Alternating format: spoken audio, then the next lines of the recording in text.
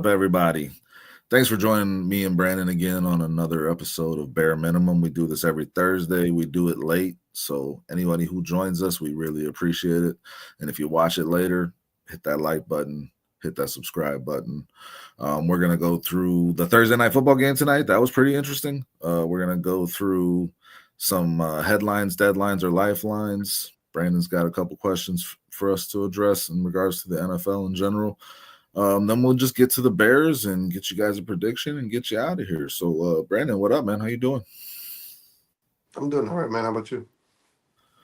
I'm good. I'm tired of shit today, man. It was a long day at work. We always do these late night, and I usually am pretty beat by the time we end it, but not usually when we started. So hopefully we can bring the energy. Yeah, I'm all right. Feeling all right. There you go, Brandon. You bring that energy, you prop me right up. Let's get into this, man. Not We had my the job, Dustin. Okay. We had the Thursday night football game. It was a AFC North rivalry. I mean, the Bengals and Ravens. We knew this was going to be a good one, man. The last time they played went to overtime. Tonight, it could have went to overtime. It was a high-scoring affair in the second half. The first half was really like a defensive showdown, but the second half was all offense, man. Defenses kind of went home early. The game was fun, though, so there's a lot to talk about with that game. Honestly, where do you want to start? Yeah, this is probably one of my favorite divisions to watch in football, if not my favorite. Seems like every game they play is good, even when the teams in the division are bad.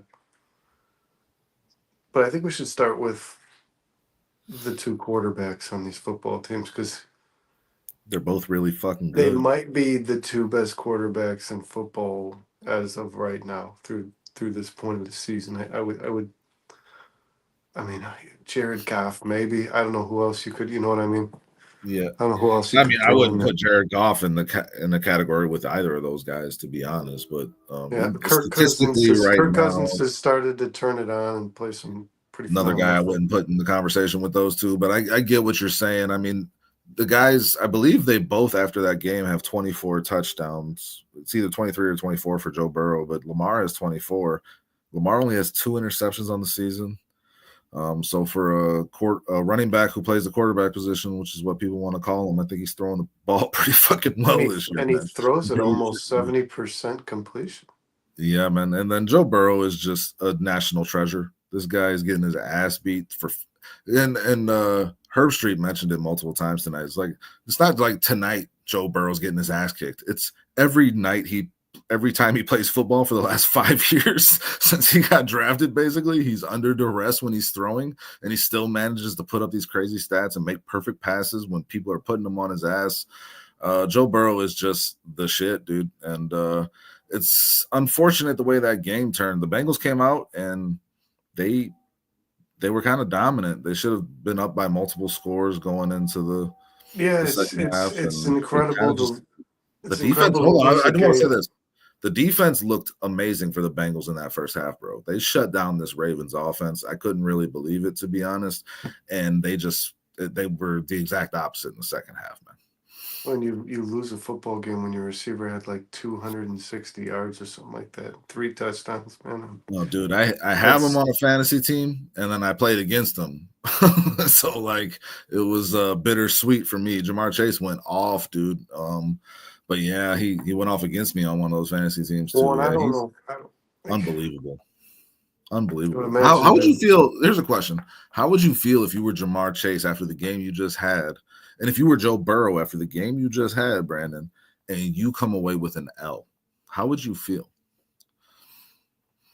It depends upon how you take losing, man. I mean, are you going to go out there and spit on the refs because that last play there was probably a couple penalties, that 2-point conversion. There was 2 clear penalties on that 2-point conversion. Are you going to come out? Are you going to be mad at your coach for not just taking the extra point and putting a little bit of faith in your defense? Are you mad at yourself because you guys didn't get the 2-point conversion?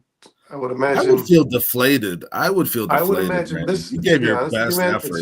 It's funny you asked me that question because, right, deflated makes sense. But Jamar Chase, in my head, when he caught that 3rd touchdown, I was thinking in my head like, This guy's thinking that he is just getting wealthier by the minute. That's what I was like. This Oh, he's guy's gonna get earning. paid. This He's having guy's an amazing earning. season. He Yeah, wanted the largest contract in the NFL, and he's kind of doing that right he's now. gonna get it. He's gonna Yeah, get it. I he's mean, kind of it'll be on par with Justin Jefferson for sure, just like the he's original he's offer they made him. he's earning it right now for sure. Yeah, man. I mean, you brought it to that last play, and I'll say this: I would have went for two there. I definitely would have went for two there. There were two clear penalties on that play that the referees just blatantly missed, and the refs have. What else is new? The refs are not good at this, and there should be something in place that you don't want the game to turn into a bunch of replays, but on a play like that, you can't miss. There was clear defensive holding, and it was a clear grab of a face mask on Joe Burrow. But I mean, I don't really fault Taylor for going for that two, not taking the extra point, because you can't have faith in his defense, man. This defense was awful. You saw it that entire second half; they were a sieve. But if you take a field goal earlier in the game, guess what? You're up 3 points. You're up 3 points if you just take a field goal. They passed up a 53-yard field goal, man, and they went for it on 4th and 2, and Joe Burrow throws this long bomb down the field that had no chance. It's like Yeah, and eventually it's okay to take some points. Zach Taylor is allergic to field goals, man. that kid Allergic to can kick him. McPherson or whatever his name is. Yeah. It's like he thinks that field goals aren't worth actual points. It's like he feels like you're punting or something. You got to be strategic. Zach Taylor lost him that game today, and he's going to lose his job after this season because the Bengals could have gone one of two ways, man. If they win that game, which they should have, in my mind, if you win that game, you're pushing for the playoffs. You're a team that's on the come. But now that, like I said, deflated, man. Your two best players balled out, and it didn't matter. You took an L in a huge game. You could have won on the road in Baltimore and established yourself as someone to reckon with, and they came away with the opposite result. So that's just not good for the Bengals, or my prediction that they would go to the Super Bowl. So I'm a little frustrated. Yeah, disappointing finish. I did want to see the Bengals win that game. I do want to see. Man, I still believe the Steelers, Ravens, and Bengals could all be playoff football teams. Man, the Bengals, I still think are like Bengals odds are real low, man, real low. But I think they're 3-2 over the last 5. And listen, Joe Burrow they call him Joe-vember. I mean, he's 15-5 in November. Well, now 15-6. He plays really well in November. He's statistically better than any other quarterback in the NFL in November on. Like he balls out from this time on. It's like, but their late starts, they will fall victim to that, man. And right now you just put yourself 3 games behind the Baltimore Ravens in your division, where you could have really put yourself in contention for that division by beating that team. So I don't know where they go from here. I don't expect Zach Taylor to keep his job if this team don't make the playoffs. And, the analytics are great, man, but you got to understand game situation. You got a chance to take a 10-point lead. You pass up a field goal. I just don't agree with that. That's not winning football to me. It's just not winning football. So they got what they deserved. They didn't deserve to win that game after it was all said and done. The mistakes they made, the fact that they couldn't play defense, and the fact that they just played bad situational football. Like they didn't deserve to win that game. They gave it up. Well, one thing I do want to say, man, is I'm really happy to see Chase Brown, who is obviously a product of the Fighting Illini. Really cool to see him performing the way he is on the pro level. I thought this was the kind of guy he could be, the threat he could pose in the NFL. You put me onto him for sure. You put me onto him when he was at Illinois, but yeah, you could see it that he's a game breaker, man, and he's got some exciting ability. But he also had the fumble tonight that gave the Ravens a touchdown. It led to a Ravens touchdown. So I mean, he impacted them losing tonight, which you never want to do, But yeah, Chase Brown is a legit player, man. Khalil Herbert, I saw him take one handoff and he fumbled it. So the guy the Bears traded away, he took one snap, I believe, for the Bengals tonight and fumbled the handoff. So that's a work in progress for the Bengals and Khalil Herbert. I don't know how that's going to go, man. Well, I'm sure after that fumble, they thought probably not ready to play this week. You know what I mean? Let me ask you something, man, because I keep watching these games and I keep seeing these commercials, the Progressive commercials, where like the husband's trying to back the truck up and he with the trailer and he keeps hitting the backup fence. Commercial. Yeah, and the wife's like, all right, had enough. Chase Daniel get in there, and like the husband comes over and they just watch him. Now, like, am I the only one that's wondering, like, does this apply to other stages of their lives? Like, they're in the bedroom trying to get freaky, and like the wife's like, "This is not cutting it. Chase Daniel, get in there." And Chase Daniel like smacks her husband on the naked ass as he walks by, and it's like, he's like, "You'll get him next time, champ." I think about that every time I see those commercials. Yeah, it's strange, man. It's a funny concept, though. You got to give me that. You were laughing. We can move on from that, though. Where do you want to go next, man? The game was a good game. I'm glad we got a chance to watch it. I did win a bet on it. I had the Bengals +6, which I sweated out till the very end. I had the Derrick Henry anytime touchdown, which your brother Kyle called out. But I mean, God, anybody can call that out. It's like -350 now. Derrick Henry scores a touchdown in every game. But then I had the Jamar Chase over as well. So had a little parlay that hit. So I'm happy about that. Would have liked to see the Bengals win, though. Yeah, me as well. It was a good game. Hope we see some more. I would imagine there's going to be some more AFC North primetime football games. Hey, my computer just did some weird shit. So, like, if I get kicked out, I'll join back on my phone as quickly as possible. Just give you a heads up on that. But where do you want to go to now? You got your headlines, deadlines, lifelines. We can pop around the NFL a little bit. Do it. I do. I got the head dead lifelines, guys. So let's dive right into it. Number one. You want to call it head dead life, or just headlines, deadlines, lifelines? I mean, whatever. It just sounds a little weird. Man. I just said it as quickly as I could. Yeah, headlines, deadlines, lifelines. All right. Very good. Bill Belichick will interview for the Jets head coaching position.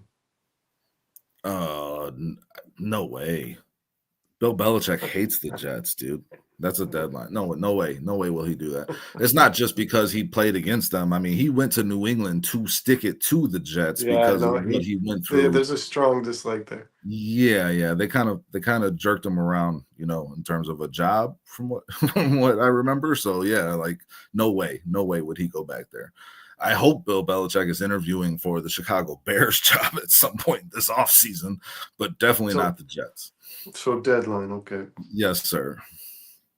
Shane Waldron will remain the Bears offensive coordinator through the end of the 2024 season. By the way this game goes, that's a headline, right? Like, yeah, he'll still be here. They're not gonna fire him middle of the season. Matt Eberflus gave him a vote of confidence. Now, sometimes those votes of confidences are kisses of death, but I don't see that with this organization. They're not going to be letting go of Eberflus midseason. They're not going to be letting go of Waldron midseason. If they were going to do one of the two, it would be Waldron for sure. So, I mean, I guess there's a chance. So you could go lifeline, but I don't have any faith in Waldron right now, man. I don't think anybody does. So I hope so, but I don't see it happening. Oh, and you know what's strange, man, is like these coaches, I don't know much about Waldron, but I watched a little bit of Seattle football for the last 2 years. These coaches aren't as stupid as they are until they become Bears coaches. It's in the water. Like the moment this guy hands off to Kramer, you're like, well, there it is. He got Chicago syndrome. You know what I mean? Like it's just like. I swear to God, people just lose. They just start to think outside themselves as soon as they become a Bears, and it's probably a reflection of working underneath Matt Eberflus because he's or before that.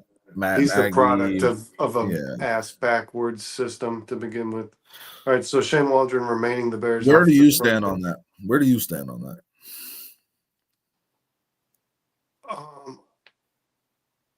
Is he going to remain the offensive coordinator for the season, Brandon? It's a simple question. You asked it. I'm going to say no. No? You think they fire him? Yeah, I think the woes continue, man. I think they beat the Patriots, but I think it gets ugly. And like I said, right. I think it's because Shane Waldron is so close to losing his job. He's going to have, if things continue to go poorly, he has to do something. He doesn't have a choice. To try to save his own ass, yeah. But I mean, I just got to commend you for giving away your prediction before the very beginning of the show. Bears win. All right, guys, we're done. Go home. Doesn't get my score, man. What's up, MS? What up, MS? Thanks for joining us, man. If you got comments or questions, please post them. We will address them. We're headlines, deadlines, lifelines. Okay, I know you've been in on this before. First one, Belichick will interview for the Jets head coaching job. We said deadline, both of us. Yeah, It's a really bad relationship between the two of them. Yeah. Shane Waldron will remain the Bears offensive coordinator through the entirety of the 2024 season. Me and Dustin were split. He said that's a headline. I said it's a deadline. Or I think you said lifeline. It's a potential lifeline. Like I said, I'm clinging to that lifeline because I hope they move on from Waldron and try to find a spark here. But that's just not in the character of this Bears team. So if I'm gonna assume what they're gonna do, I'm guessing what they're gonna do. I don't think they're gonna do it. Okay. All right. Mm-hmm. With the return of Christian McCaffrey this week, the San Francisco 49ers Headline. The San Francisco 49ers will I don't know what you're going to say. Go ahead. San Francisco 49ers will still be able to finish as the second seed in the NFC. Oh. Second seed, I don't know. They're in a pretty deep hole, but they're definitely they'll comfortably be the second best team in the NFC. I put this in here because behind the Lions, it's really anyone's game. You know what I mean? It is for sure. I said headline. I'm sticking with headline. Here, I'll say this: regardless of if they have the second best record in the NFC, they'll be the second best team in the NFC, if not the first. If they get healthy and start, Dustin, if you look at it, it's way more achievable than you think. They could very easily still be the second seed in the NFC. They're said headline before you asked 2 games out of that position. Yeah, it's crazy. Ant Mass is not sure. He posted a thinking emoji. He posted this emoji. Yeah. Jerry's eating rice. I hate to even pitch this one, but I have heard it now on national sports media. That don't mean shit, just to be clear. National sports media can be trash. No, but it's a headline, and it's not something I thought I would ever hear, to be honest. Yeah. DJ Moore will be traded this offseason. Oh, come on, dude. Deadline. That's not happening, No, that's not. No. The Bears, why would the Bears trade him? What can they get for him that would match what his value is to this team? And they got what could you get for him that would match his contract? Because his contract's phenomenal. Yeah, he's got a great contract for the type of player he is. In my mind, like that, he's a bargain. I mean, he's a great player. It's not happening, dude. There's no world that's happening. You agree with that, right? Like, there's deadline. No way. Yeah, I'm saying deadline. Just because, like I said, you're not going to get a first-round pick, and his contract's too good for a second-round pick. All right. The Detroit Lions will win their first Super Bowl this season. Oh, man. I'm going to say deadline, dude. You know how... Yeah, you know how high I've been on the Lions all offseason. They just got better, and they were a great team last year. They could have went to the Super Bowl last year. They had the Niners on the ropes. They let them back in that and lost the game. They should have won, and they're better this year. So, like, yes, but as being who I am, that I grew up in Chicago, and I am a Bears fan, and I am a Niners fan as well because my grandfather was a Niners fan, and he put me onto them very young. There's no way I will say the Lions are going to win the Super Bowl. I just can't say that. I can't say it in good conscience. Like, no, I'm not going to. Being in their division, you know a little more than the average football fan about how bad they've been over the entirety of their existence. Yeah. So and we're jaded for the Lions. It's just sure. Like, you expect the Lions to lion, but like they're changing what that definition of lioning means, man, because they're a really damn good team. They're tough. They know who they are, and they play their asses off. So, like, I have respect for this team for sure. And given that they have been so bad for so long, I'm happy for their fan base. You think that was a Dan Campbell speech? But no way. You think that was a Dan Campbell kneecaps halftime speech? Like, we are gonna change what lioning means. Yeah, no, I listen. Great team, man, but no way I'm going to say that they're going to win a Super Bowl this year. You know, Okay. the odds are with All me. right. You did have the Bengals, but that's all right. Yeah. I did have Because the Lions in the NFC I had, Championship. because I had Chiefs Ravens in our initial predictions. I do like the Bills Steelers though, man. Chiefs Ravens Bills Steelers are going to be the last four teams remaining in the AFC. All right, Interesting.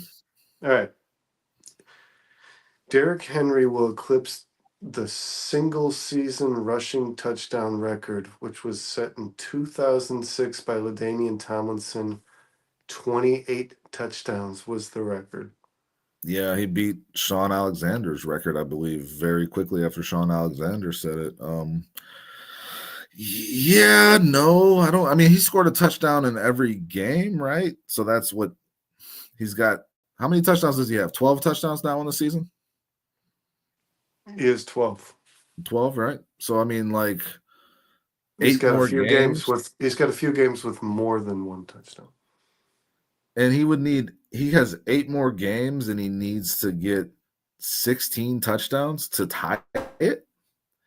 So he would need 2 touchdowns a game, huh? Seven more games, right? No, they just played number 9. They're 7-3. Yeah. Oh, okay. All right, never So mind. Whatever. they've played 10 games. All right. I thought I thought they finished So their no, ninth. Derrick Henry would have to get that Either in way. 7. He would have to get that in 7 games. So to tie it, he would need 2.2 touchdowns a game. No way, dude. That's a deadline. He's gonna have 20 touchdowns, but like 28, people don't remember like how amazing that LaDainian Tomlinson Well, if you season think was. about My God, it, dude. man, he's That's just so improbable to score that many touchdowns in a season. yeah, and he'll probably come close to it. He'll probably be around like 23, 24. I can see 20. And it's just funny because I mean, Sean was high on that. Sean Lugo, the other co-host on here, was high on the fact that he would have 20 touchdowns. He said 28. I don't know. I remember him saying 20, but either way, Yeah. I kind of didn't agree with him, and neither did you, and we were very wrong. So I mean, he'll hit 20 for sure. He ain't getting 28. No fucking way. He definitely ain't getting 29. No. All right. So we say deadline, both of us, because I agree. The math is just way too hard to overcome for that. No way. All right. Headline, deadline, lifeline. The Chiefs will go undefeated through the entire regular season. That's a deadline, isn't it? I mean, I don't just know, the probability man. of that. I don't know. I mean, listen here. It's not like they're blowing through teams, Brandon. Like they're not playing their best football yet, and maybe they do start playing it, and then that changes. But like they're playing bad enough in some areas that I could see them losing a game. Well, I mean, Mahomes just had one of those games that you're talking about, man, where they start to look like. Didn't he just have like 300 yards and 3 touchdowns? Okay. So they're at the Bills this Sunday. That could be a loss. I mean, then they're at the Panthers. Then they are home for the Raiders. Win-win. Chargers are at the Chiefs. They'll probably win. They're going to win that too. They're at the Browns. Then you got the Texans at the Chiefs. Chiefs at Steelers. That's a potential loss right there too. Texans at Chiefs could be. Chiefs at Steelers. I could see that being a loss for them. And then Chiefs at Broncos. So, yeah, I think they're going to lose one of these. MS says he hopes not let them have a perfect season, but losing the playoffs if they do go perfect. Yeah, I mean everybody's Super Bowl like the Patriots did. Yeah, that'd be impressive for sure. But I mean, I see they could lose this week. So yeah, yes. But Dustin, they could always also not lose this week. Of course, I'm just gonna play the odds here, man. The going undefeated in this NFL today, man, that would be very impressive. In the middle of a three-peat, if they were to win a Super Bowl, Jesus Christ, that would be. Nobody wants that, man. I'm sick of the Chiefs, Not dude. unless you live in Kansas City. Yeah. The Chiefs need to get out of here with that. I'm gonna say a deadline on that.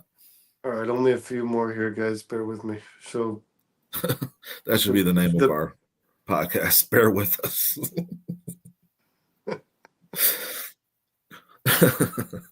Go ahead, Brandon. We really should consider that. Yeah.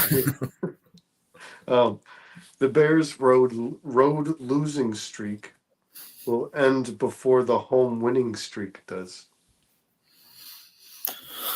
Whew. So then, like the Bears would have to lose this Sunday to make that a headline, right? No, they could lose Green Bay the next week. That's at home. No, yeah, I'm just saying like them losing that would make that I don't. Ooh, that's a hard one, man. I don't even know what to say to that. Got I him. guess I'll just say lifeline Fuck because yeah. honestly, man, it might play out to where the Bears just win every home game this year and lose every road game. So I have thought that of myself, man. I have definitely yeah, thought that of myself. So what do you they can both think, man? carry on. The Bears' road losing streak will end before the home winning streak does. Yeah, like I said, man, that's just it's really hard to predict the Bears right now. We're You gonna got to get give in. me something, man. You got to give me something. I said Lifeline. lifeline. I said lifeline. I'm just gonna walk the line here because I have no fucking idea, dude. I have no idea. What do you think? I'm curious what you think. I think deadline. I So hate then, saying it, man, but I think they lose a game at home before they win a game on the road. so like the Packers, What's it? because you already said you think the Bears are gonna beat the Patriots. So they lose to the Packers. Is that what you're saying?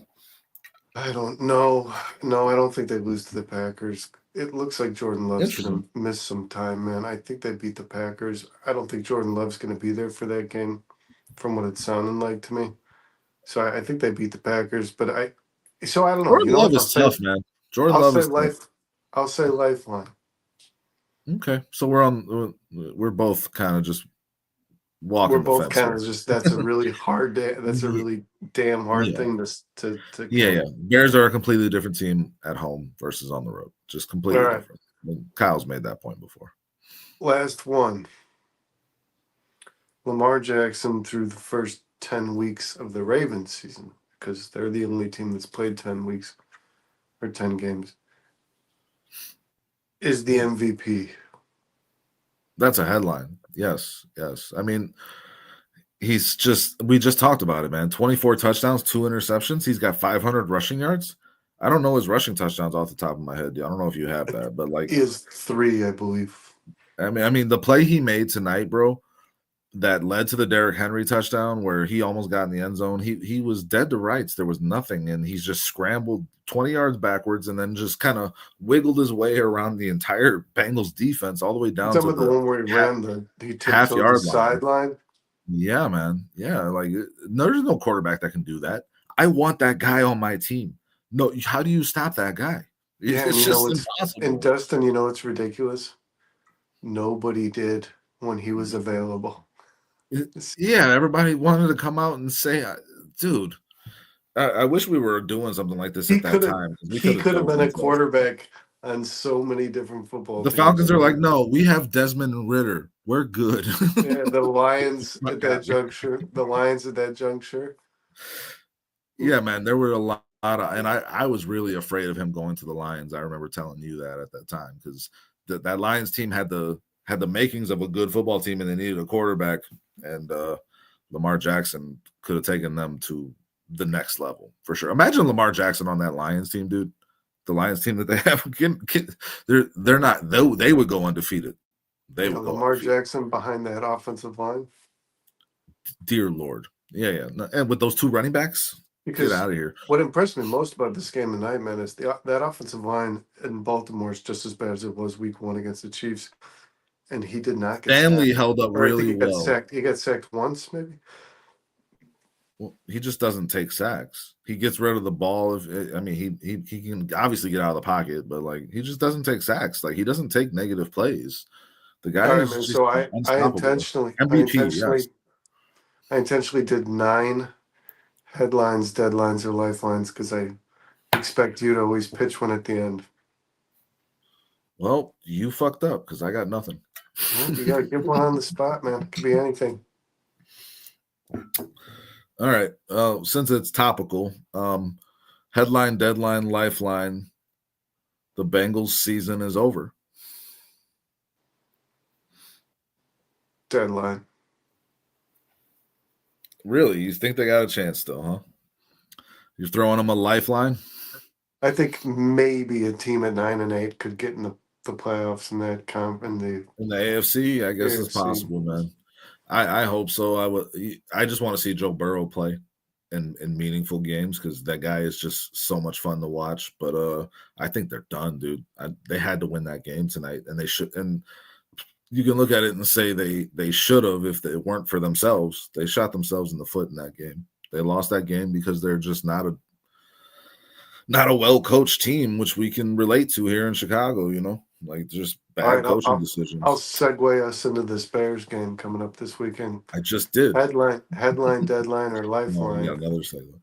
Cole Kmet doesn't drop a pass or target this year.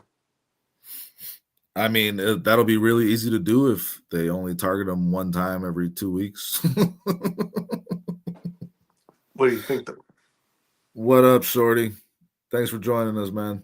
I was in earlier. You guys were having a fun show, man. Great job. I like the backwards jerseys, the crisscross. I thought Shorty had his own account. I thought this was two different. He does, accounts. But he also jumps in on this account. Like I do. What's going on, Shorty? Yeah. Thanks for watching, man. Yes. You know who Shorty? You know what? I kind of realized, and Shorty, take this as a compliment, please. You look like Joel McHale a little bit. The guy who Joel McHale, right? The guy who plays like the asshole chef in The Bear. He used to host Talk Soup. He's hilarious. Joel McHale. He's in movies. Yeah, you look like him, Shorty. Just take that for what it's worth. Oh, the guy from Ted? From Ted? Oh, is he the boyfriend? Mila Kunis's boss? Yeah, I think so. Like misogynistic boss. Yeah. I think that is Joel McHale. Yeah, he opens the door when Mark Wahlberg goes with her to his work event. He opens the door and he's like, "What's that? This house is fucking huge." Yeah. That is Joel McHale. You know who I'm talking about. His character in that movie is pretty funny. Joel Bears Country Productions, Shorty. Joel. Sorry to fucking derail us like that, but thanks for joining us, man. The like button. Appreciate you. Jump in this, man. Yeah, if you got anything that you want to talk about, I know you've been talking Bears for hours, so you want to just chill and watch whatever works for you. But if you guys got comments, please bring them forth. We'll address and we'll discuss. So we're through head, dead, and lifelines. We can move on to the Bears news from the week. I do want to give a shout out, guys, to River Street Tavern, located at 102 North River Street, East Dundee. Cool spot for a beer and a burger. And they play pretty much every Chicago sport that's on. So go check them out. Obviously, our guy Kyle, one of the 4 stars himself, works behind that bar. So if you want a good cocktail, he'll provide that. Go check out River Street Tavern. Once again, we got to give him a shout out for sponsoring the show, guys. Dustin, Bears news. Sure. Bears news. Hit me with it. What do you want to talk about, man? Well, so let's dive right into the DJ Moore, Caleb Williams thing, because this is now getting pretty. I'd imagine in their perspective, it's like overkill because they're now being asked a lot of questions about it. So DJ Moore. What's good is they're answering the questions. DJ Moore's response to me was a little accusatory because DJ Moore's response to the chemistry issue was he's a rookie quarterback. Justin Fields wasn't. That's what he ultimately said. So that to me is like the issues are on behalf of the quarterback. And let me say this. Caleb did, however, say it starts with him. So Caleb kind of said the same thing as DJ Moore. Yeah, and let me say this real quick. I think everyone in Chicago completely misreads DJ Moore. Like, I just feel like we don't understand him. I don't think that it was accusatory. I think he's just stating a fact. Like, he's a rookie. We've only played 8 games together. It's going to take time. He did hit on the fact that he said with Justin, he wasn't a rookie. I wasn't a rookie with Caleb. Exactly. He's Yeah. just getting his reps. I think he said something along Yes. those lines. Yes. Yeah. People tend to like DJ Moore was asked about the fucking play where he walked off, and I told you, man, when you sent that to me, he was hobbling and he tweaked his ankle. He said it. He was honest about it. Everybody wants to read into that like he just quit on a play. I mean, I think people just really don't understand DJ Moore, Brandon, to be quite honest. But yeah, I mean, obviously there's chemistry issues between DJ Moore and Caleb Williams. There's chemistry issues between DJ Moore and all of these receivers. I think I looked up the stat last night when I was on in the chat on CSP's show, man. 16 completions to receivers this year on 44 attempts, 36% completion. Not good, man. And that's what we put our hopes on. Brandon, you went as far as to say going to be the identity of this offense. And I was trying to tell you, I don't think it can be. Not in Chicago, cold weather team, plays outdoors. You cannot work outside in. You need to establish the run. But it made sense because they got all these receivers and these weapons and this brand new quarterback that's supposed to be generational. So they're going to attack you through the air to open up their ground game. I think that's ass backwards, just like Shorty's shirt was earlier tonight when I joined. It's just like this team is ass backwards. It doesn't work. But there's chemistry issues across the board with Caleb and these receivers.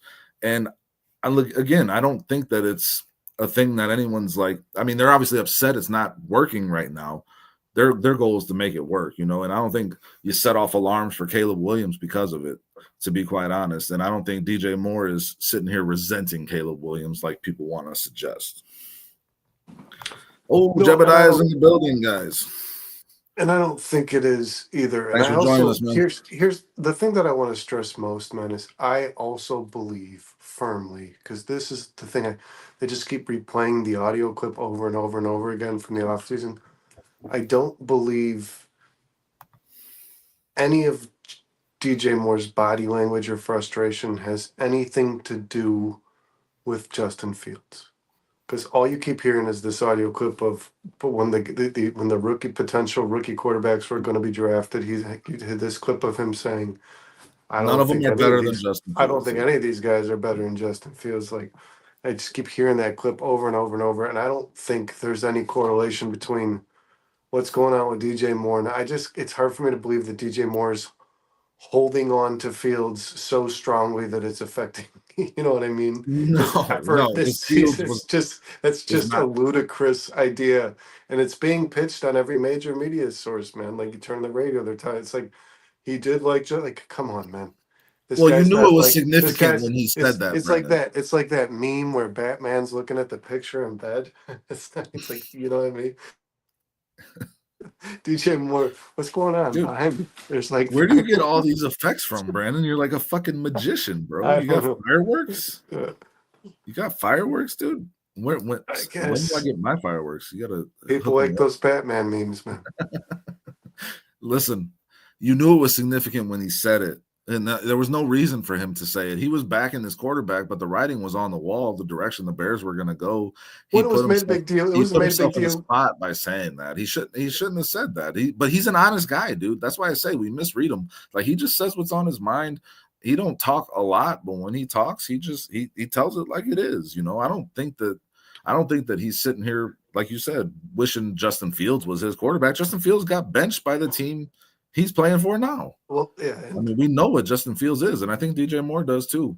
And Caleb will be better for DJ Moore in the long run. And if you ask any receiver directly how they feel about the potential quarterbacks in the draft, they're not gonna be like, "Oh, I really like that." You know what I mean? If they ask Malik Neighbors next offseason how he feels about the Cam Wards of the world, he's not gonna be like, "Yeah, no, he's got a Daniel Jones ain't getting it done." I mean, it's just, you're never gonna hear that spin. Yeah, no, you got to back your guy while he's in the building, and I think DJ Moore just has that belief, and he believes in his locker room and being a good teammate, and I think that's what it was. But that's following him now, and people are reading into shit that I've never seen it. I haven't seen it with DJ Moore. You know, I don't see it. So like.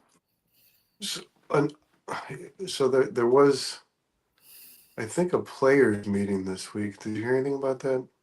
A what? A A players players meeting? meeting? Yeah. No, I haven't. I haven't read anything on that. But that would make sense. They're on a I 2-game believe losing streak I off of the believe bye, TJ Edwards said something playing on the pathetic score. football. I think TJ Edwards said something on the score in regards to a players meeting, but I could be wrong about that. But yeah, Shorty outside of that, says, I man. agree with you on DJ, but to add to that, DJ now has power he never had before. Yeah, I mean, he's got the contract. He's comfortable where he is. It's a different thing than when you're playing for a contract, that's for sure. And I mean, Hey this Bears team Elizabeth. obviously has given him a lot of stake in this team and its success. And we got Elizabeth joining us. That's awesome. Thank you so much. That Sure. contract gave him the nutsack to stand up more than he would. It Yeah, for is. sure. Yeah, for sure. You didn't hear him calling out Eberflus last year. I guess expectations, lead to different responses. I don't know that the expectations were very high last year, but we did expect from Justin Fields. We did expect more from Justin Fields than what he put out last year. The expectations, if you remember, were pretty decent for that Bears team. I didn't have high expectations. Neither did you, Brandon. But nationally, they were on it. So and DJ Moore wasn't doing this last year, so maybe there's something what Cordy's I saying. had a high expectation that I knew would not be achieved, so that I just approached it that way. You know what I mean? I Justin Fields Just like did most me. things in life. Yeah. like this show, guys. Yeah, we thought this was going to be great before we got on, and then we got on, and we're like, "Oh shit, we're fucking up." Hey, we got a lot of people here in the chat now, man. This is I'm great, on it, guys. man. Keep When the coming. coaches, No, you are. You're killing it. Yeah. when the coach's seat is on fire, I don't blame him. Yeah, okay, yeah, he corrected himself there. No, yeah, for sure. I mean, Matt Eberflus is a dead man walking, and the players are feeling that right now. So it's leading to a lot more coming out than what you would normally see. Shorty says he predicted 13-4 and the first team to win the Super Bowl with a rookie QB, like a moron. And then you do something like that and totally redeem yourself. Jebediah says expectations are the enemy of any Chicago sports fan. Sports fans in general, for sure, Jebediah. Expectations make everything harder when you have those high expectations and they aren't met. So yeah, it's probably better to approach it with we all jumped in pretty hardcore into this Bears team, guys. We all did. We're all to blame for it. Breaking news, Bruce is in here. What up? Bear down. All right, man. Where were we at with this? We all had our reservations with Flus as well. No, yeah, I did not want Flus to be the head coach of this new regime. When they drafted the quarterback, I did not expect Flus to be here. I really didn't. I thought it was all going to go kind of really well. The one mistake I feel like Poles made in the offseason, man, the one real mistake was retaining Eberflus. That's that's that could be what bites him in the ass. That's a pretty grave mistake, man. Yeah, because that's the guy who's in charge of your football team. And so, yeah, it's a pretty important thing to get right. You got to get your head coach right. You got to get your quarterback right. I think the Bears got the quarterback right, but I think we're all really questioning this coaching decision that was made. Jebediah says got burned by the Bears and Cubs this year, and both teams mainly suck because of coaching. Yeah, there's some parallels there for sure. I didn't expect much of the Cubs, to be honest, but they came out really hot. Bears, came out kind of clunky and got hot, and we all got excited. And then these last 2 weeks have really kicked us in the nuts. Really kicked us in the nuts. New QB should equal new head coach. That's what Shorty says. He agrees with that. And you know what's reset the clock with both. Yes, that's the way smart franchises do it. You know what sucks? Their culture's changed. You know what I mean? Like, if they played a game, what sucks, Brandon? If they played a game like that Titans game this week, they'd lose. You know what I mean? Like it's the culture of this team was winning early this season, and it's not anymore. And the players can no longer overcome the woes of this coaching staff. Shorty's a man after my own heart. Pounded the table for Harbaugh. Yeah, Harbaugh was the gem of this coaching cycle, this previous one. We're both big fans of Harbaugh. I still think the Chargers are making the playoffs. I'm not going to back off of that quite yet. Amass wonders if they're going to keep Flus next year. No. Hell no. No. I mean, now here, I've heard it posited, it's like, would you rather, as a Bears fan, see the Bears get their shit together, win some games, and get into the playoffs this season, or see them lose more than they win, get a better draft pick, and guarantee that you're not going to have Flus next year? Because if they make the playoffs, they're not firing Flus, Brandon. So it's like, what would you rather have as a Bears fan? Well, Dustin, you have to ask the question, and these guys. I'm sorry in the chat if you're going to be angry at me for asking, but it's got to be asked. With the remaining schedule the Bears have, if Flus wins enough games to go to the playoffs, shouldn't you want to keep him? It should beg the question: Yeah. should Flus remain the coach of this Yeah. football team? Because, guys, right now, in my mind, the Bears are not going to the playoffs. So it would take Flus doing something that would surprise even myself, who, Dustin, I hold a very grounded opinion over this Bears team at all times. I don't let myself get biased in one any way or the other. So if Flus were to take this team to the playoffs with a 4-4 start over the easy stretch. Well, obviously, that's not the question. Will he stay or go in that scenario? He will. The question is, which would you prefer, Brandon? That the Bears have a losing season and they get rid of Flus, get a better draft pick, reset with the head coach, like Shorty's saying, or that the Bears get in the playoffs? Do you want to see the Bears in the playoffs? Because then that guarantees you that Flus will be here next year. Well, that's just too broad. Like, are they getting the playoffs because Flus started to manage games well? Let's not answer the question. And one on the road. I'll say this, Dustin. Answer if they get to the playoffs because they win every game remaining on their schedule at home and lose every game on the road, you fire Flus anyways. Playoffs or not. You fire Well, they would have a playoff game on the road if that's the case, because then they'll have 9 wins. I'm serious though, man. If you made it to the playoffs because you won every game at home and you lost every game on the road, you fire your coach anyways. You have to be able to win football games on the road. Still haven't answered my question, so thanks for that. Shorty says if they keep Flus, we are a joke. So it's a lose-lose in Shorty's mind. Jebediah does not think Flus survives the season. I would prefer, Dustin, that he get terminated, but if they make the playoffs, I don't know that he should be terminated. I'll say that. Because you're saying he makes the playoffs and he stays. And that's I don't know, you're saying he makes the playoffs. No, that's the bottom line. That's what it is. So let me ask you, Brandon, if they make the playoffs, there's no way they fire. Okay, but sorry. So Dustin, let me ask you, which is the bad choice in your mind? I'm not saying that there is a bad choice. I'm just asking the question because it's being talked about. I mean, do you think one of them is worse than the other? I think that I need Flus to go. I think we have a quarterback of the future that we need to build around and develop properly.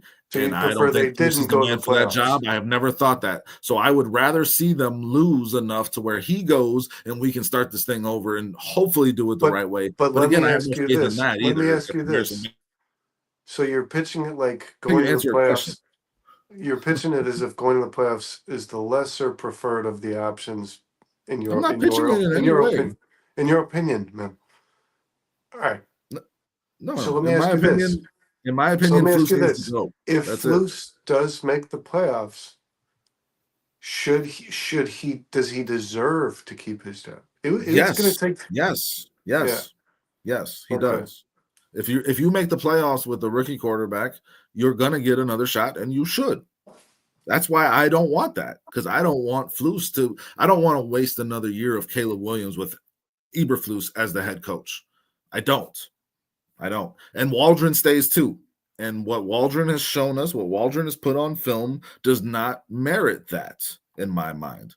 I'm sorry. Like I saw it with Getsy immediately, guys. You can have the first 10 plays drawn up perfectly, and that's good for you, bud. But when you make certain decisions, and once I see them, I'm like, this person does not understand football. And that's the feeling I continue to get with Waldron with calls that he makes in the middle of important games. Is Waldron better than Getsy? It's really fucked up. Waldron's a better play caller. He's just terrible situational caller, man. Okay, but you hand the ball to a backup center in a game that you need a touchdown to. Dude, no. I don't even. Yeah, Okay, you know what, man? That no, didn't work. If it did, people probably think it's a genius. But let me say this: after DeAndre Swift broke the 50-yard touchdown against Washington, and they came out the next drive this is the shit I'm and talking about, and Brandon. didn't Yes, run the yeah. ball. That is the Fireable offense, grievous. That is the egregious. most egregious offense that he has had this year as a play caller. That is just.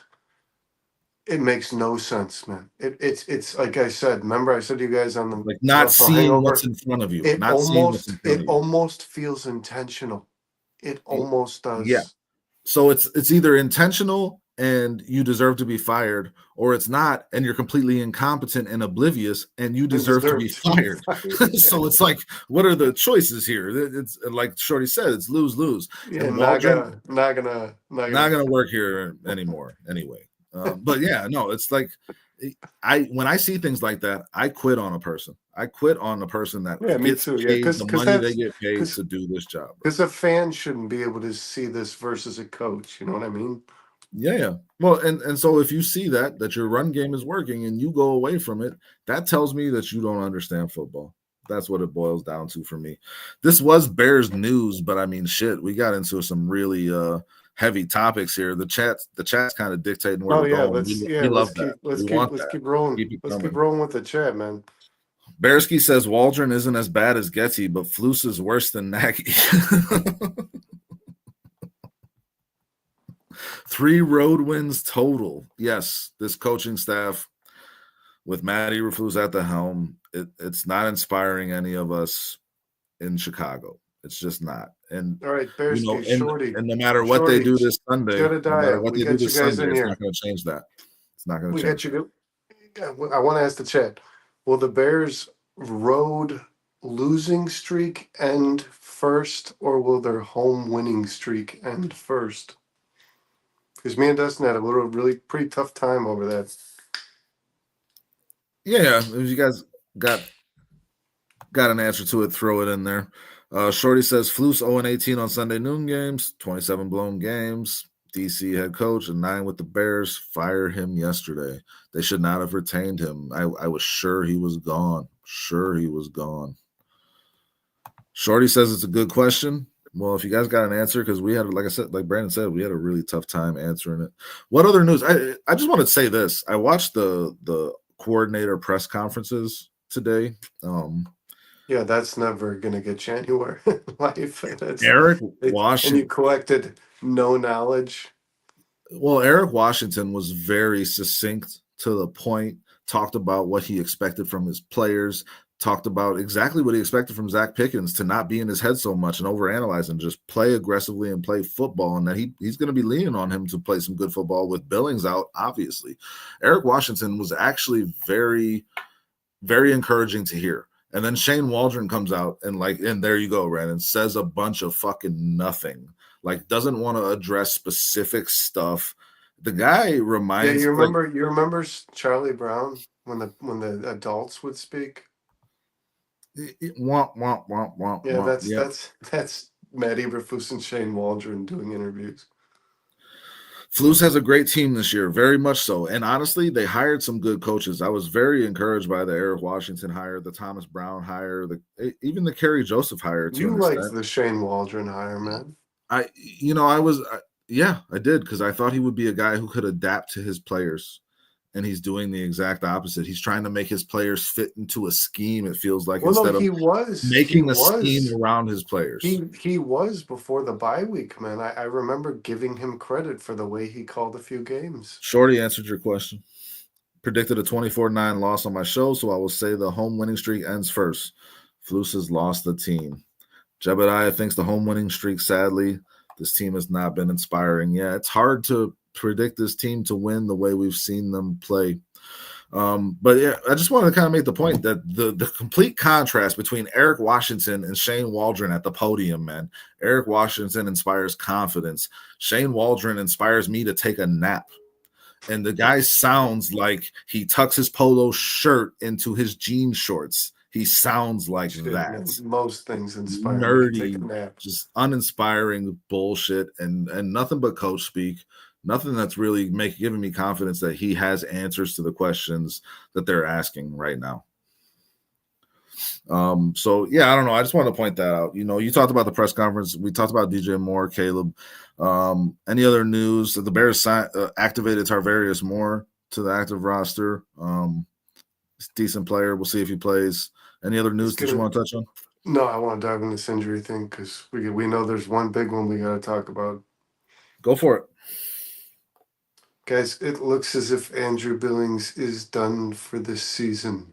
Injured reserve, yes. And Jalen Jones, by the way, just throw that in there because I like Jalen Jones. I think Jalen Jones is a good cornerback, to be honest. Oh, so that's why Moore is coming. Okay. I was curious. Well, Moore's a safety. Moore's a safety. So I'm not sure that those two things correlate, but maybe yeah, they don't Jones, maybe they don't like Owens or Hicks. The Owens thing is very confusing to me. Let's talk about these injuries though. So yeah, Billings and Jalen Jones went to IR. We had full participation from Bates, Jenkins, and Sweat. So that's cool. You know, Bates is that depth in case Jenkins gets hurt, because he probably will. Sweat is so important, guys. Yeah, we'll get to that. We'll get to that. But there's a good chance Tevin Jenkins goes out for at least a series. Yeah, we're gonna get to that right now. Let me just make this point. I wish I could mute you. I wish I could go ahead. you. I fucking know where you live, dude. Get out of here. Yeah, but it's in the sticks. So all right, whatever. Cost you like 45 minutes both ways. Man. Talk about Sweat. No, I was fucking around, man. Go ahead. Sorry. Go ahead. I was trying to be funny. Sorry. No, Brandon. No, you wanted to talk about Sweat? Talk about Sweat, but it's okay. Talk about Sweat. Okay. The Tez effect, man. This defense wasn't very good until Montez Sweat was added last season. And it didn't look very good without Montez Sweat last week. Montez Sweat coming back is probably the most what word am I looking for here, Dustin? Makes me feel the best, like the most optimistic. Okay. Injury report, I'd say. I guess that Sweat is participating. This guy, when he's off, when he's not on the field, it is an entirely different defense. Like you said, before we got Sweat added to this defense was abysmal. Yeah, and then after he came on, that's when the defense really started to perform well at the second half of the season. Guys, do you think there's the first game he sits out, the Bears look like they did the first half of last season. So is there a correlation no, that it's not. The one game Sweat's missed is the game they break their record consecutive 21 points or less? You know what I mean? No, yeah, it's clear that he's needed on the field. Yeah. When he's not on the field, teams can really key in on Javon Dexter and any other pass rusher the Bears might have. We know pass rushes was already a concern for this team going into the season in terms of our depth and who would be on the other side of Sweat. And when Sweat's not out there, the offensive line for the opposing team has a much easier time protecting their quarterback. That's just the reality, man. So, yeah, Sweat participating, he's going to be good to go. That's awesome. Limited was Kyler Gordon. That one's huge, right? Because he's been limited since last Friday before the last game. You know, he participated limited. Braxton Jones limited. That's huge. Him going out in the last 2 weeks has really put the Bears in a bad spot. I mean, starting Larry Borum is just an awful option Braxton, hold on real quick, man. Have you thought that this line without Braxton Jones makes Braxton Jones a little more valuable than you thought Braxton Jones was? Braxton Jones is as valuable as a starting left tackle in the NFL is. He's not like a premier starting left tackle, and he's not the worst starting left tackle. He's like a replacement level player at the left tackle position in my mind. But when you have Larry Borum as the option behind him, it's a huge fucking deal. That says more about the Bears and their plan for this season at offensive line than it does about Braxton Jones in my mind, Brandon. So you're still drafting a left tackle in this upcoming draft? With the first pick that I have, I am drafting a left tackle, sir. Yeah, me too. And there are some good options out there. So yeah, Braxton participated limited, Terrell Smith and Darrell Taylor. So I mean, and that's your guy, Brandon. So if we have Taylor and Sweat, it'll be a lot easier game for this Bears defense for sure. And Kyler Gordon, we all know, makes a huge difference. Ant Mass asked the question: do we have too many starters hurt to overcome and recover this season?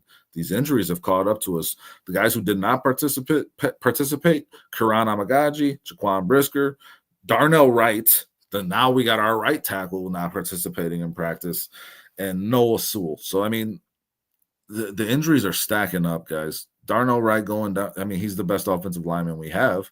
That's a huge deal. These injuries are becoming too much to overcome in my mind. You're missing your starting strong safety. You're missing your nickelback. Last week we were missing our best pass rusher. Our offensive line was patchwork. Yeah, these things are hard to overcome, especially when you're not being coached very well and prepared for games, guys. So with all the injuries said, does this team kind of get a pass? What do you think on that, Brandon? Fuck no. No. In regards to like, did the coaches get a pass? Absolutely not. Listen, Dennis Allen just got fired. They dealt with so many injuries to start this season. A bad coach is a bad coach, man. And you should be able to overcome these things. Does the defense get a pass for finally allowing a bad game? Yes.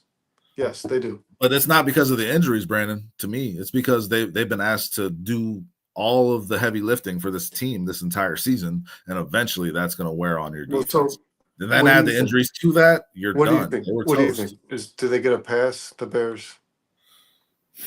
No, hell no. No, this is the NFL. You guys are paid professionals. The guy who's the backup strong safety or the backup nickelback or the backup left tackle, they should be good players, and you should have them prepared to play, and you should have a game plan that's built around understanding what the weaknesses are of your team with those injuries. So no, nobody gets a pass. Not to me.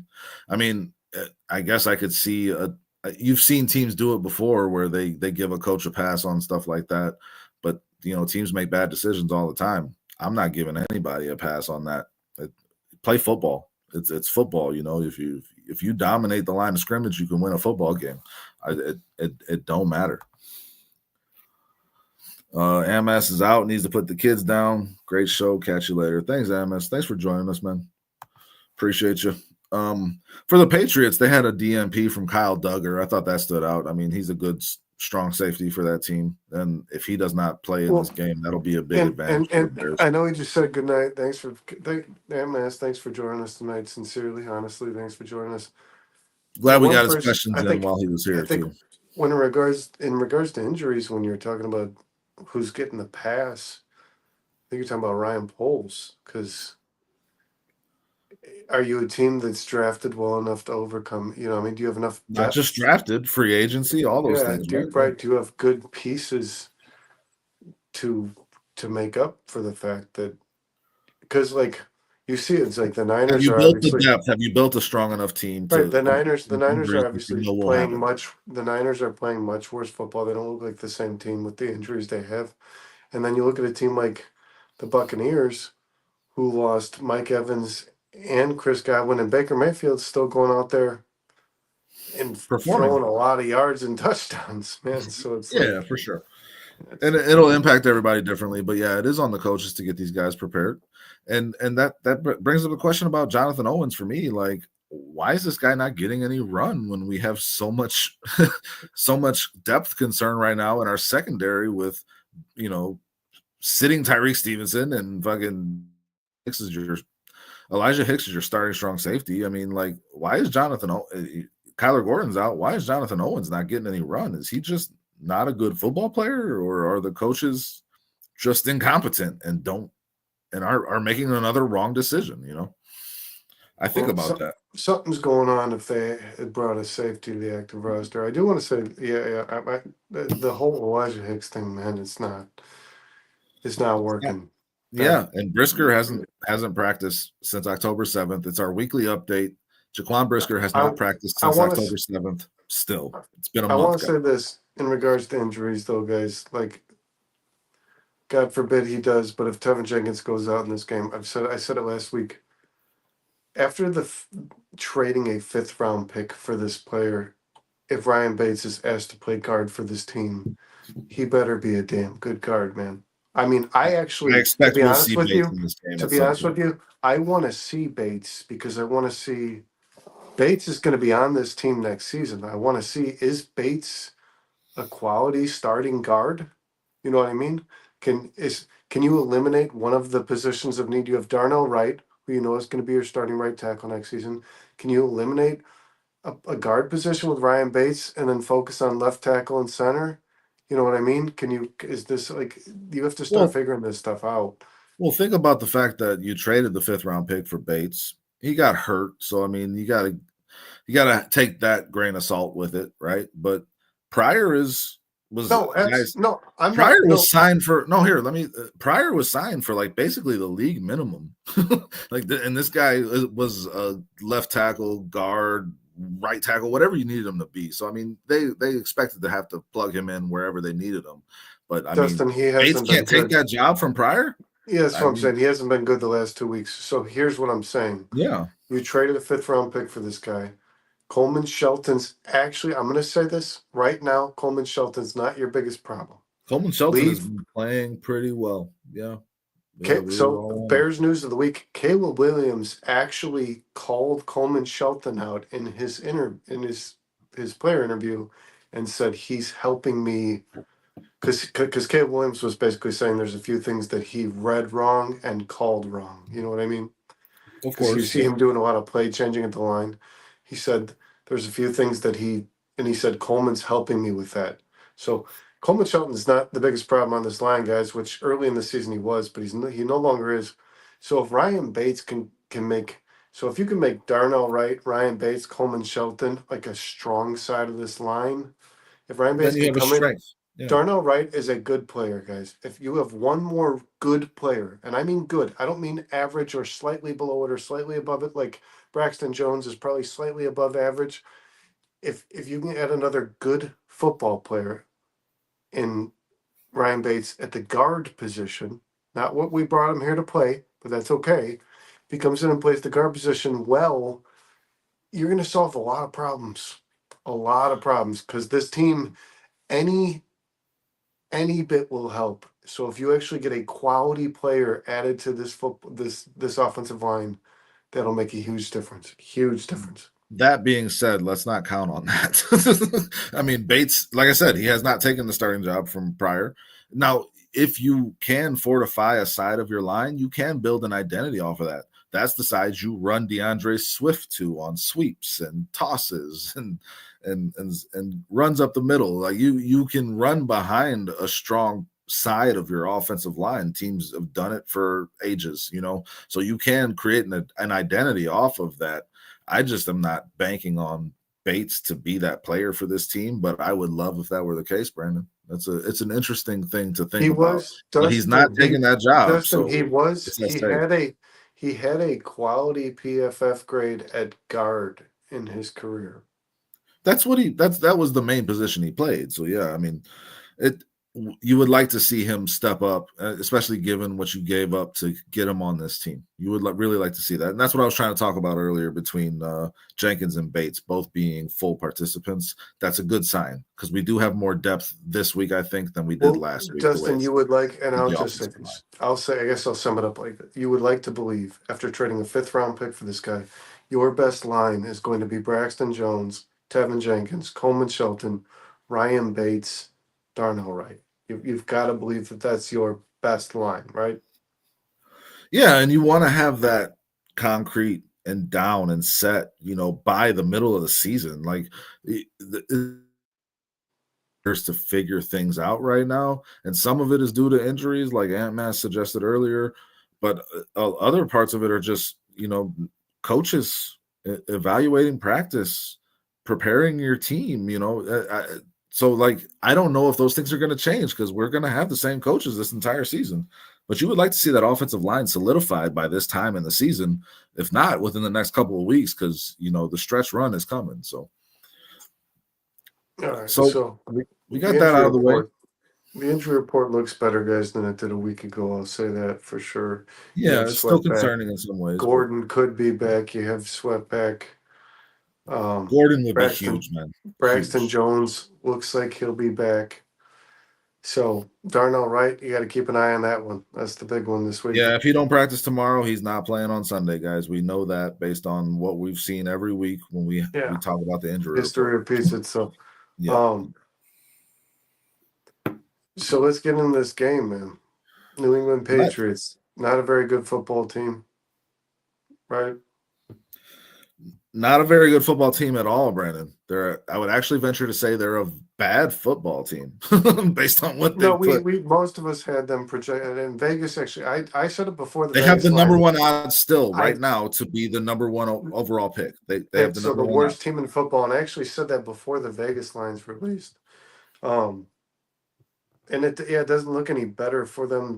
The Panthers actually won a game this weekend, so Let's let's get this I out of the way. The Bears are 6-point favorites in that game, and I think that's making some Bears fans nervous, right? 6-point favorites in this game, minus 110 at with -6. So Bears are at home. Bears are playing a bad team.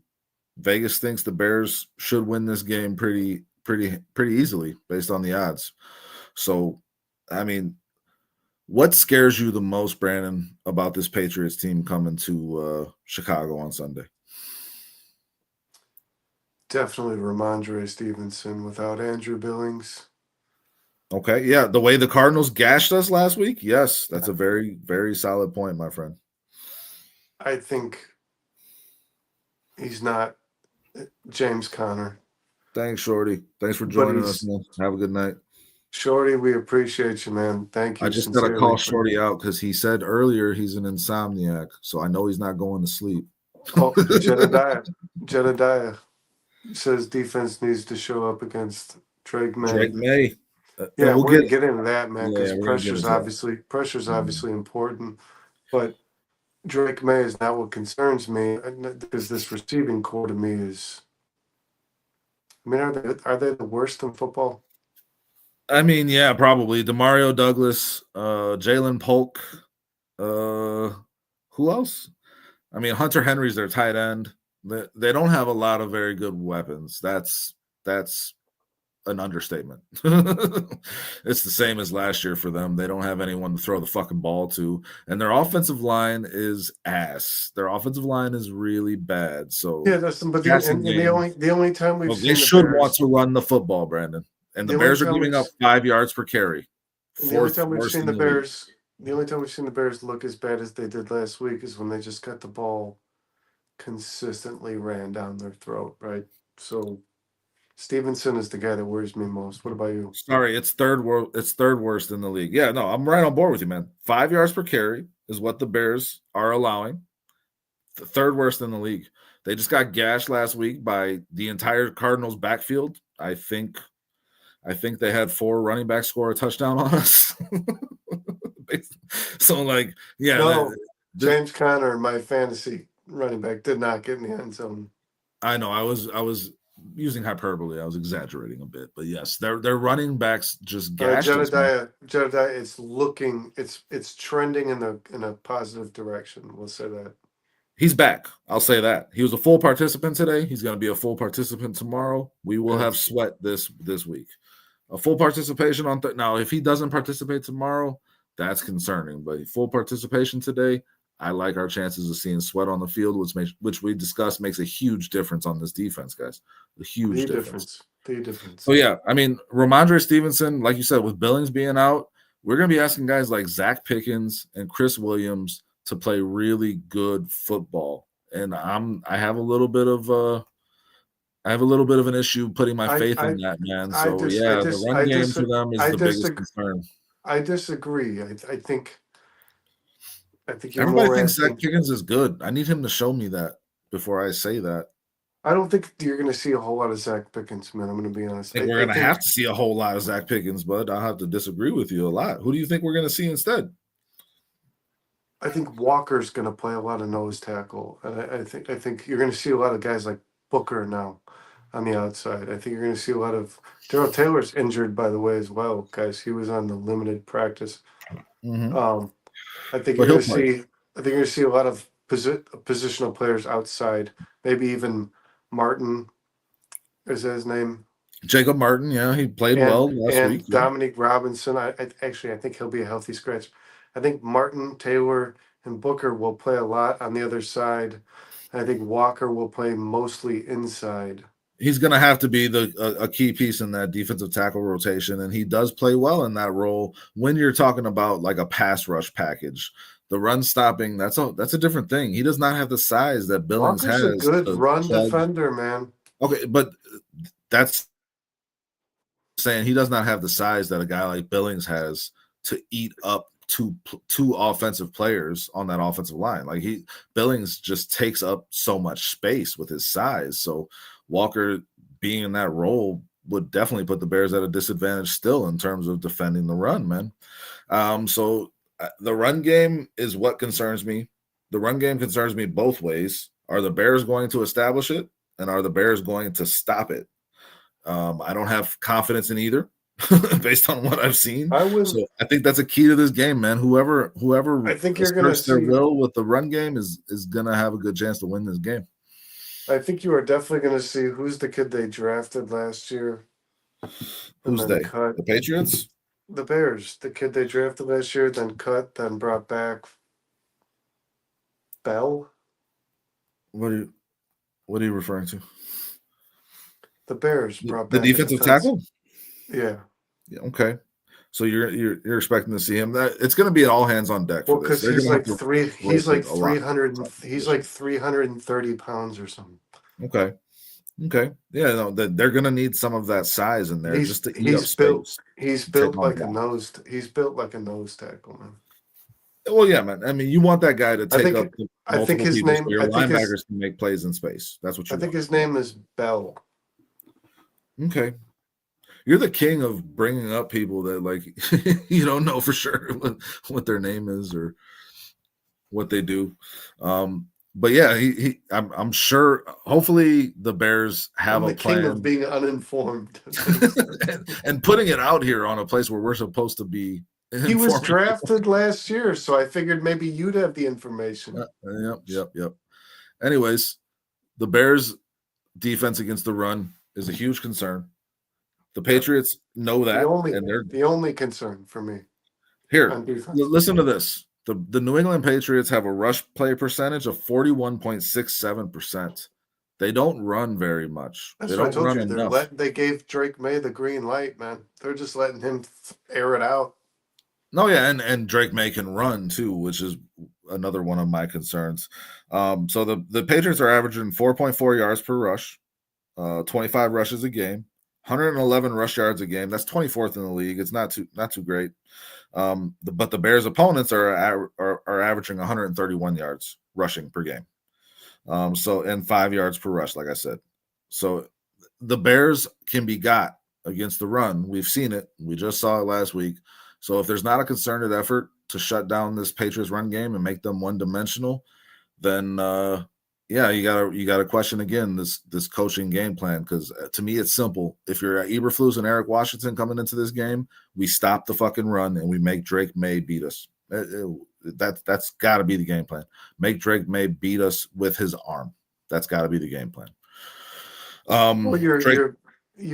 What's most important on defense, man, obviously is stop the run, but pressure on Drake May, even while focused on the run, getting pressure on Drake May early and often. You know what I mean?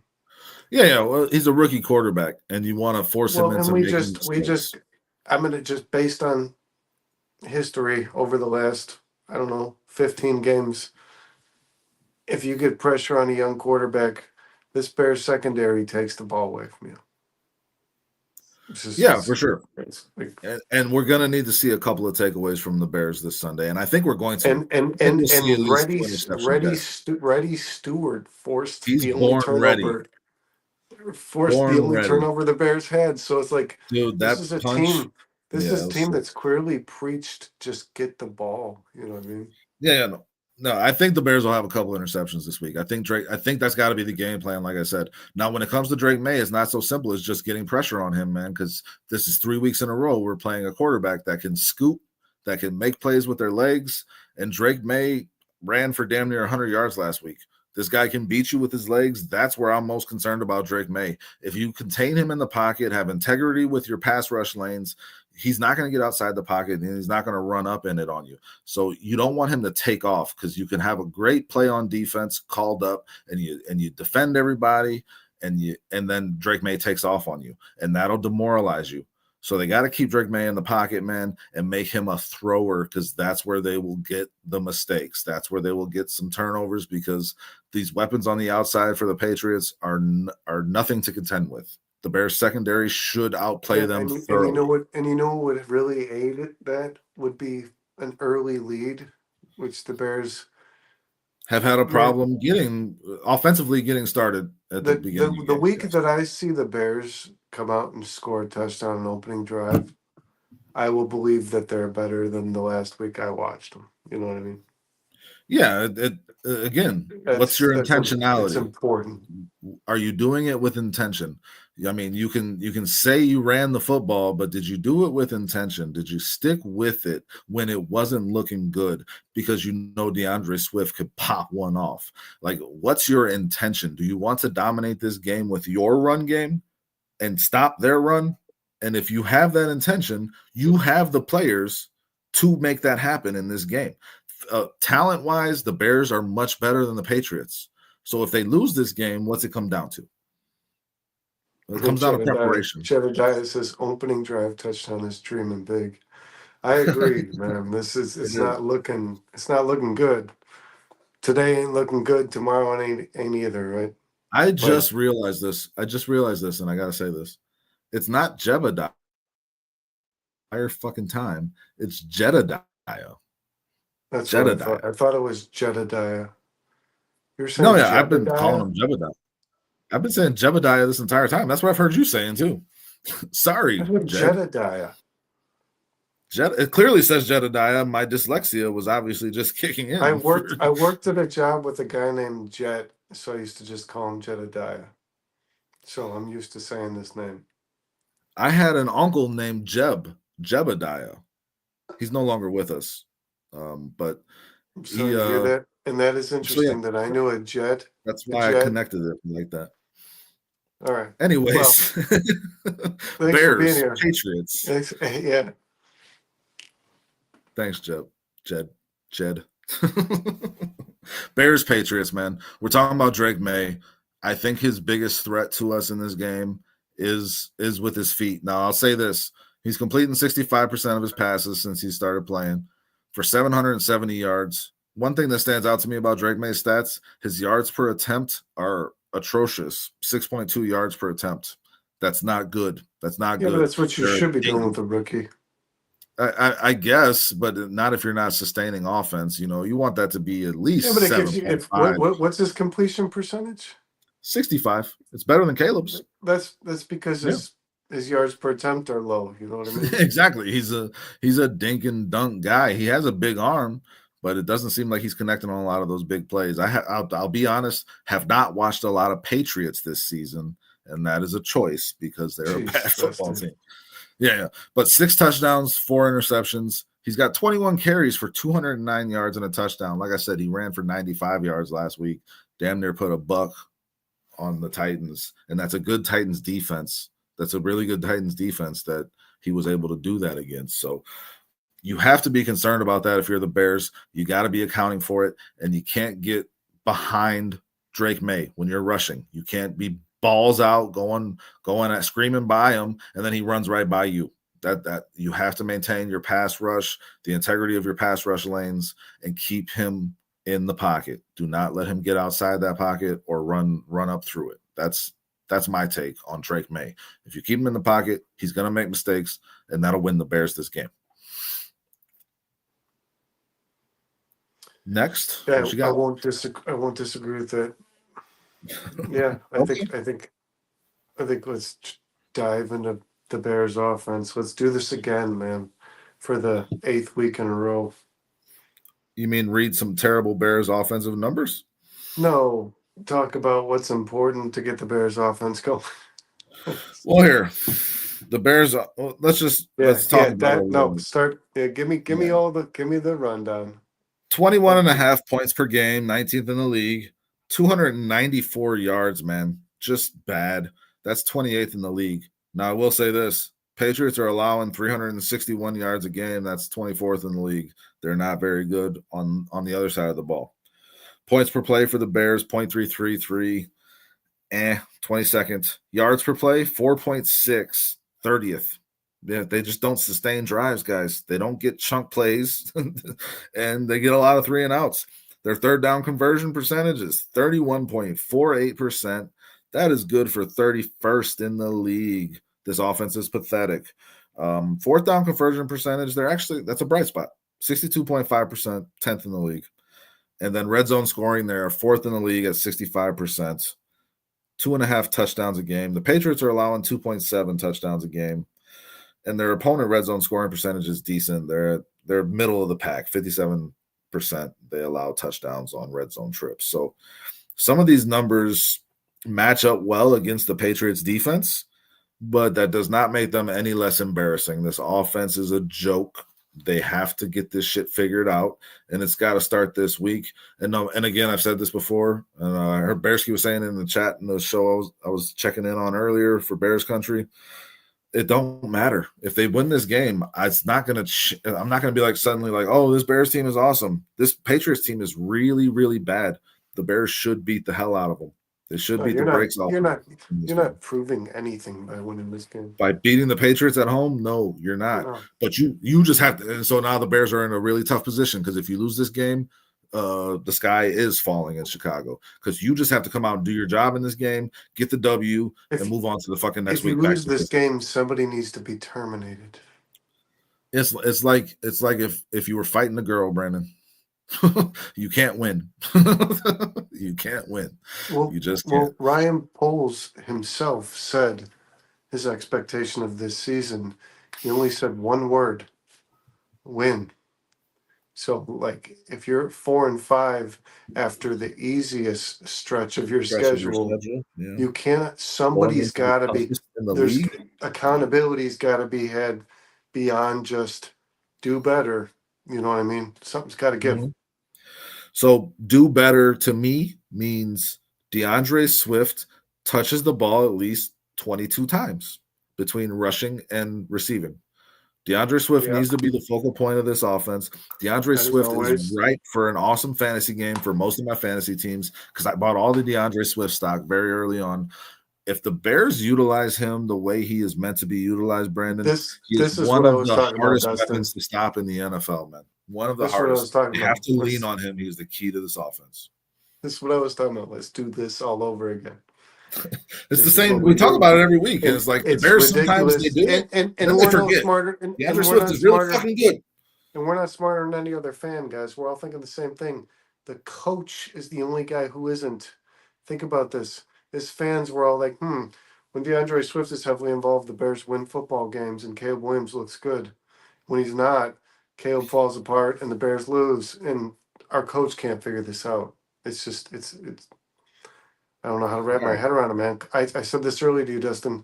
Coaches just get dumber when they become Bears coaches. How many times Shane did the Waldron Bears wasn't doing stuff like this? Well, he did not run very much in Seattle last year. I know that. How many times, Brandon, did the Bears hand the ball to a running back last week against the Cardinals? A run defense that could have been got. How many times? Do you remember the number? I'm going to say 20. 19. They handed the ball 19 times to running backs. And that was a failing game plan. Now let me give you these numbers real quick. Opponents' rush play percentage against New England, 48.25%. That's 26th in the league. Opponents' yards per rush, 4.5. That's 17th in the league. They do a pretty decent job. This number is what should stand out to us. Opponents rush the ball 30.6 times per game against the Patriots. That's 27th in the league. And their rush yards given up a game, 137. That's 26th in the league. If the Bears do not hand the ball to a running back at least 30 times in this game, they do not understand the assignment. The Patriots can be got. Dustin, run the fucking football, guys. They don't understand. What's the movie Moneyball? The analytics? Yeah, with Brad Pitt. Yep, about the Oakland Athletics. The analytics, Yeah. Yeah. How the numbers, you just use the numbers to play a sport. That's how Zach Taylor coaches football, and it It, doesn't it, work. it would it would legitimately mean that like Shane Waldron has no understanding of analytics, none. It would mean that he has no understanding of football. That's what it would mean. I mean, analytics are not just how to play winning football. I mean, you can't guarantee yourself a win, but you can look at the things that your opponent does not do well and then game plan your offense Hold on, accordingly. hold And on, that's what you would Jedediah's expect got an offensive coordinator to do, guys. So the Bears need to run the ball at least 30 times in this game. I'm putting it on tape. If they don't do it, I'm going to be very disappointed. And I might just be fucking done, dude. If the Bears lose this game, should we just boycott the rest of the season? No, we shouldn't. You can. Guess I'll be doing the bare minimum alone. No, I'll still come on. I'll just fucking bullshit my way through it like the Bears do their football games. What were you gonna say? We got the Jedediah comment here. Them were definitely bear with me. Yep. But we'll still have fun. I don't even care if we win anymore. I just want the offense to be fun to watch. Well, you would imagine if the offense is fun to watch, we're winning. Because the defense is pretty darn good. If the defense gets any kind of help at all from this offense this season, this team can compete in games for sure. Yeah, I can agree with you on that. I think I'll change this comment a little bit. I don't care if we win anymore. I just want the offense to run the fucking football. Run the football. If they run it 30 times and they lose, fucking hats off, dude. At least Shane Waldron understood what he should have been trying to do. Yeah, and Caleb didn't get killed, Exactly. Because, again, here, we just talked about all the Patriots numbers against the run, and they're abysmal. So the Bears should be taking advantage of that. But what does that do for your rookie quarterback, man? When you establish a run game, stick with it. That's your identity for a game. And now Caleb Williams, one of the most mobile and magical people in the NFL at the quarterback position, has a play action that he can utilize. Oh, God. It's just so simple, man. It's just so fucking simple. If you will just if you're able, because the speed is the speed, and Caleb took his time to catch up to it, but he finally did. We saw that between the two games, because against Jacksonville had some quality edge rushers, man. So the speed of the game doesn't affect Caleb as much anymore as it used to. If you make it easy on him to run an offense by running, like if you can run the football so that you just get, you know what I mean? So these guys are loading the box, and you just give Caleb layups, literally.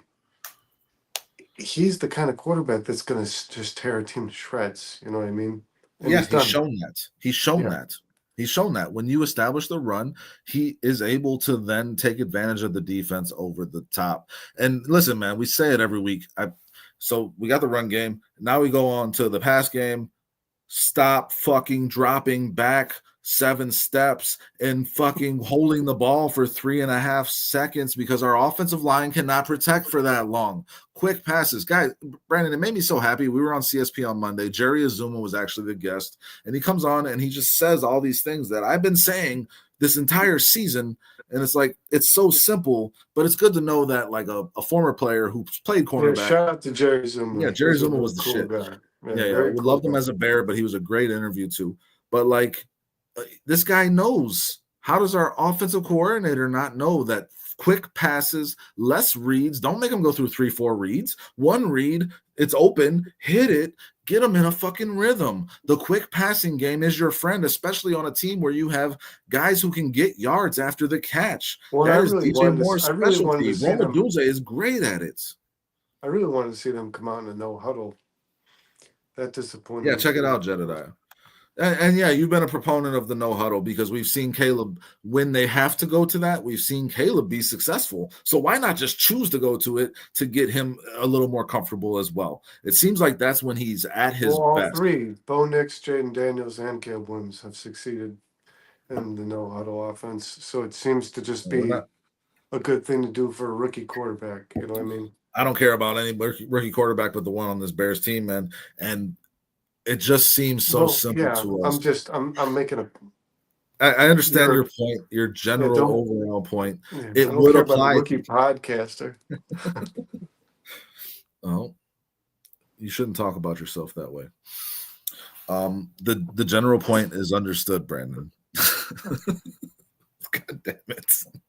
The general point is understood, Brandon. The Bears Okay. need to make things easier on Caleb Williams. That could be the no huddle. That is Yeah, definitely getting the because ball out fast and taking and making less reads on any given drop back. yeah, and we can't make excuses other Period. than this coaching. Like, because Kyle brought up the offensive linemen, you really can't, and they're not good. But the Bears' offensive line right now is currently ranked like 15th, I think, or 14th in the Did you league, see what I sent and in the and group? and the Commanders are ranked 27th still. So And what does Jane that tell Daniels, you? and Jane Daniels it means that their coach identifies their problems and makes it easier And for the schemes quarterback to around it. succeed. Yeah. Yes.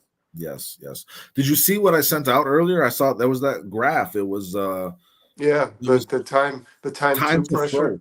Yeah. time to pressure, and time to throw, right? So like Caleb No, Williams, no, it was pressure percent and time to time to pressure. pressure. Okay, sorry, yeah. Yeah. But Caleb's time to pressure is the best in the league, Well, because he like extends by almost a plays though, tenth of a man. second. But he extends plays. No, but pressure would count for that too. It's the same if he's extending a play No, if he because he was rolls out of the pressured. pocket and he doesn't Yeah. get pressure until a linebacker catches up to him, that's Anyways, extending. it takes away that concept that he doesn't have the time to throw because he's standing back there without being pressured for longer than any other quarterback in the NFL as of right now, according to that graph. And it was from a reliable source. I think it was Dov Kleinman on Twitter is where I saw it, or X or whatever. But I mean, it's something that we've talked about where he's pressured all the time, but it seems like we're incorrect just based on that. So like No, man, Caleb needs Caleb, to be Caleb, better. I'm going to be honest with you. Kyle and Sean aren't wrong. They weren't during the Hailstone hangover. I don't look at Caleb as the problem with this team right now, I but I don't do, either. I don't but I either, but do, that I just do, I do makes you see think. some trends in Caleb Williams that I don't want to see. And they're Some being trends, established put in a bad they're but being but established by him being put in a bad Dustin, I want to position. say this real quick. We before because Jedediah gave us some good stuff here, but I want to say this. He did take accountability. Caleb Williams said, yes, it was yesterday or 2 days ago in that interview. He said, I've missed some throws. I've underthrown. I've overthrown. I've the timing's been off. My footing's been off. He basically said just about everything he could have to take accountability You for would the want your issues that quarterback are to say. Yeah. for Yeah. for the yeah for the issues on this team. So I do believe that it's not just talk. You know what I mean? It's not just pitching No, cliches I don't to think answer. anybody on this team is going to work harder to be better than Caleb Yeah. Williams. So That's what it boils down to, right? so he's He aware will be that better because he's that he talented. needs to play better. But Mhm. Jedediah says Eagles are my number two team due to sorry for you, man. Philly? I hope you're from Half Philly. and diehard Philly fans, and I believe Caleb would excel with a similar development to what they have run with Hurts. So I mean, what have they done with Hurts and specifically Jedediah that you would like the Bears to focus on? Because I mean, Jalen Hurts was more of a running quarterback. His completion percentage was pretty shitty his first year playing quarterback full I time. think Caleb just needs a couple of early passes in the game that are in routes, slants. You know what I mean? The slot just runs a flat route, or Cole Yeah, Kmet runs, or a curl, quick and or easy. Yeah, or DeAndre Swift just as the ball is hiked, snapped, just rolls out. You know what I mean? Just a things swing where pass. Yeah, even if the guy only gains like 2 or 3 yards, Caleb he's completed the pass. it's like a shooter seeing the ball go in the basket. You You know what I start mean? to Yeah. get a rhythm off of that. You build confidence, and then you can get hot. Like I definitely think that applies to a quarterback, and that's why I think the quick passing game is a huge component to Caleb's success right now, and it would be a huge component this Sunday against the Patriots in terms of the Bears getting a W, man. Running the ball and easy passes to open up the bigger passing game. Yeah, for sure. They definitely limited his reads and designs their receivers to get open pretty easily, especially that year they went to Now, the Super Bowl. all that being said, between Sean and Kyle's statements Thanks, regarding Chip. Caleb, and I think they're kind of in a little bit of a, I think they're just Bears this. I don't depression. want to say panic. I think they're discouraged Yeah, for sure. We all are. I think Caleb comes out and wrecks this team. This So Patriots team.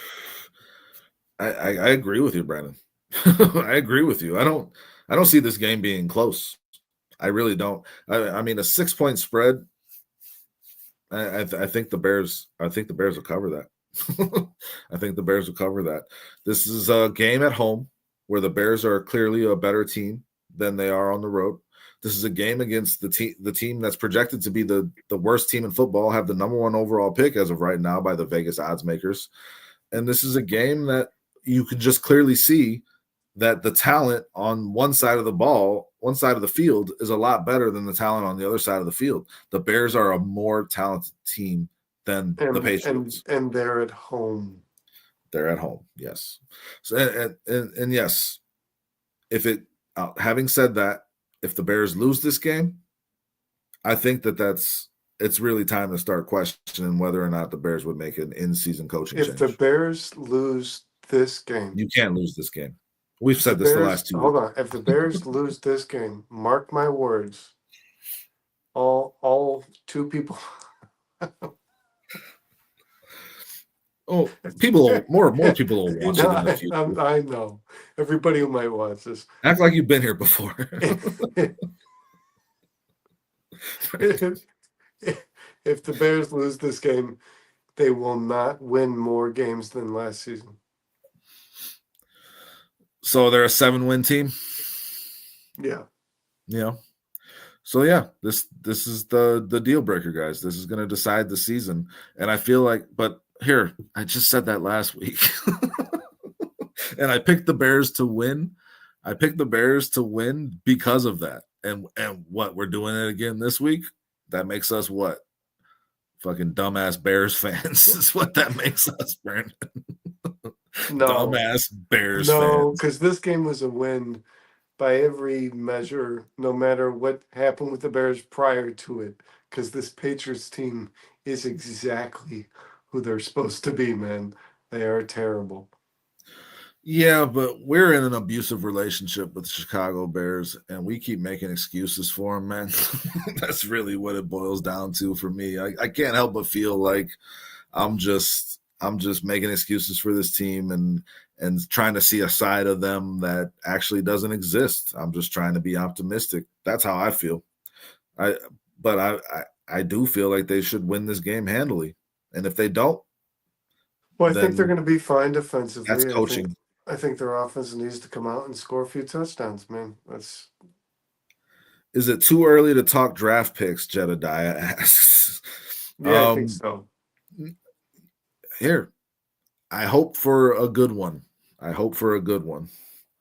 wish I could love the Bear, or I wish I could leave the Bears. He still has my CDs. Don't we all? He has my whole CD collection. I can't just leave. Have your friends collect your records. Yeah.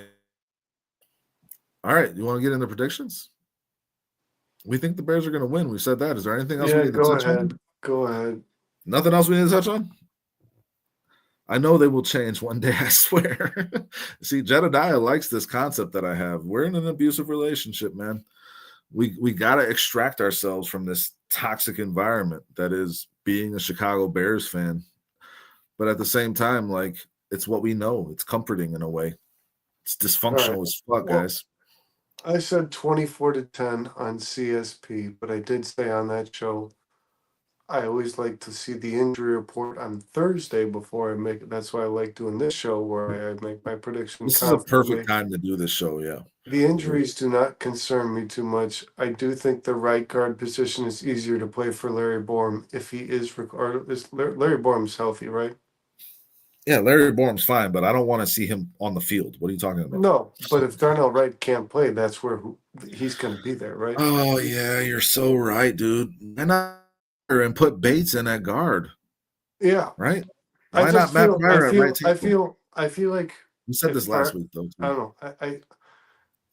I'm going to stick, regardless of the Darnell Wright thing, man, I'm going to stick with my 24-10. Sticking with 24-10. And I'm going to say this. I don't know why, and I hate to say it. I think the Patriots get their touchdown early, like first drive. Like the Jaguars did. Like Well, they didn't get a touchdown; they got a field goal. But the like Jaguars every came team, out. like every team that plays the Bears that's gotten a touchdown does. Like Yep, I think yep. I think the Rams did. I think the Jaguars did. I You think know how many points the Patriots are averaging a game? I will say that it's been better since Drake May has come in, but for the season, they're averaging 15.6 points per game. they're not scoring many touchdowns. So I mean, if they get one, then that'll be about on par for them. no, I'm just saying, man. Mark my words, it'll be early. The For Bears sure. always the Bears always do that.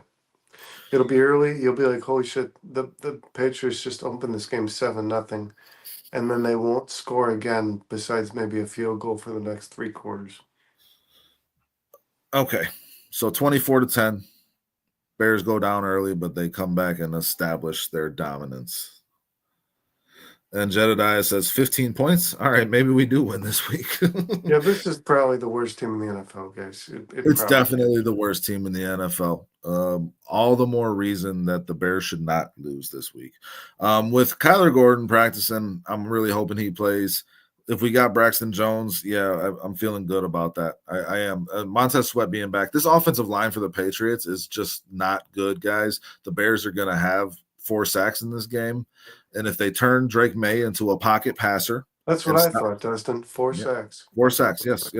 And if they turn Drake May into a pocket passer and force him to beat them with his arm, they're going to get 2 picks too. The Bears will have 2 interceptions. Tyreek Stevenson's going to have one of them. Tyreek Stevenson is going to step up this week, I think, in a big way. The Bears' run game is the key on offense, man. DeAndre Swift is the key to the Ferrari. Fucking turn it on and let him go. Again, run the ball at least 30 times, Shane Waldron. Run the ball 30 times. You need to have a fucking chalkboard and the chalk and just be tallying that shit up, counting the the 5. days. Doing that. The Bart Simpson, man. That should be Shane Waldron's game plan. 30 times. I will run the football to my running backs. That's not all DeAndre Swift. Roshan Johnson needs to be involved, but DeAndre Swift needs to touch the ball at least 22 times in this game between rushing and receiving. If the Bears do that and they make it a quick passing game with Caleb, at least to start until they open up some of the deep throws when Caleb's feeling comfortable. Don't pull out the deep throws when Caleb has not gotten into a rhythm. Pull those out after he's gotten the easy ones out of the way and we got the run game going. If they do all that, the Bears are going to win 31-13. 31-13. It's not even going to be close. This Patriots team is awful. And having said that, the Bears will probably lose this week, but I don't see how. I really don't, man. And again, I don't think it means anything. I think that's what the Bears should do to this team. If you're a playoff team, if you're a contending team, you should beat a team like the Patriots. The Titans just beat the Patriots. Every team should beat a team like the Patriots. Seriously. The Panthers should probably beat the Patriots. So the Bears should beat the shit out of the Patriots at home, Soldier Field, noon game. 31-13, man. Bears defense comes up big and the offense gets going. Yeah, if you're a Patriots fan and you're going on the road to play Chicago, you're feeling a lot worse. Yeah, for sure. I wouldn't feel good if I was at home if I was a Patriots fan in this matchup. But on the road, I wouldn't feel good if it was my bye week. I mean, this is an exercise we do sometimes. Imagine being that fan of that team. How are you feeling going into this game? Do you think a Patriots fan is thinking, yeah, we got this win, I'm betting that +6? No, I don't think so.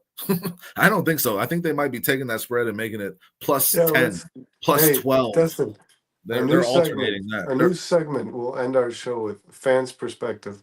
Okay. Good. Yeah. The fans' perspective. What are the other fans thinking?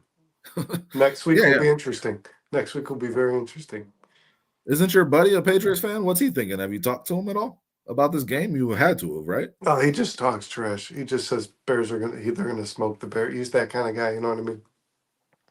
Okay. They're just the Patriots are gonna smoke the Bears. Well, if they do smoke the Bears, then your friend will have the last laugh. What did Jedediah say here? Good chance to get Caleb into an easier rhythm. Last week he was doing way too much every play. It was painful to watch. Yeah, extending bad plays, trying to win the game with one throw. Like, I mean, he's just got to play loose, play free. He's just got to have fun out there, man. And the Bears got to set him up to do that with a game plan that is fit for this game and fit for that opponent. They need they need to get DeAndre Swift involved both in running and the passing game, man. Yes, let Caleb need here. We're talking about Brandon. We do a lot of making. I don't want to say excuses for Caleb because Caleb is the one guy on this team that it will be the easiest to make excuses for. But Caleb's got to. You said he took accountability, and I think that he's great at that, and that's why I think he's just going to get better. Caleb's got to take the easy fucking pass, man. Caleb cannot be looking to win every game with one throw. It's a process. Get down the field, move the sticks. The Bears are averaging 4.6 yards per play. Take the easy throw, man. Just get it out and let your receivers do the work after the catch, because DeAndre Swift is one of the best after the catch in the league. DJ Moore is one of the best after the catch in the league. Cole Kmet has been doing great after the catch too when he gets the opportunities. If you go in this game and you have fucking one target available for Cole Kmet, shame on you. Shame on you. Cole Kmet should feast on this defense. The Bears offense should feast on this defense. That was one of the things that Caleb talked about, was just taking the underneath. Well, thank God, because I really do believe this, man. Caleb is an introspective person, and he's going to hold himself accountable more than anybody else is going to hold him accountable. So if he's seeing it and he's talking about it, then it's going to be a part of his process and preparation this week, and that should show on the field, given the smarts of this guy and the physical ability of this guy. You know what I'm saying? Like, it should translate. Well, from what I've seen, man, is once this guy starts to connect. Gotcha, Jedediah. Once Caleb gets into a rhythm with short game passing, like anywhere between, check downs to 10-yard passes, he becomes a lot more accurate on his downfield stuff. The games in which he completed more 10+ yard passes, he was just in rhythm. You know what I mean? He was already in rhythm when those passes started to get connected on. Yeah. So Brandon's got him 24-10. Bears over the Patriots at home. I got him 31-13. I got a blowout in my mind, and that's the only thing that's acceptable. 24-10 is kind of a blowout, bro. Yeah, for sure. It's a 2-score game. I'm not. This is a blowout to me. That's all I'm saying. And it needs to be. It needs to be for me to have any kind of confidence going into the next week. At home against the Packers, man. You gotta get some positive momentum going to this stretch of the season, where we have all said it. It's the hardest schedule left in the NFL, remaining in the NFL. You have to get some. Can I ask you a question? Yeah, shoot. Give me Caleb Williams statistics over the course of the season. What he has up to this point? No, man. I got Google. You ask questions in such a confusing fucking way, man. Come on. So the remainder of the season, in the next fucking Yoda, man. In the next 9 games, will. Yeah, you kind of are. What do you think his statistics are? His total statistics are for this season now? Because it's slowed down a whole lot here. Listen, man, I'm hoping he gets to 20 touchdowns and 3,000 yards, and I still think he's going to throw interceptions, man, until they make him comfortable, until he gets comfortable in himself. Why would you think that, though? He said one over 4 weeks. Yeah, and that's a very good point. Just because it's bound to happen the way this offense is being run, man. I mean, and with the fact that he's missed receivers in the way that he has when they're open, that concerns me too. Because if you put a defender in that spot, that's an easy interception, So I do expect him to throw some more interceptions this year. I'm hoping he can cap it off at 15. Oh, Jedediah says 5,738 yards and 69 touchdowns. I mean, it seems plausible.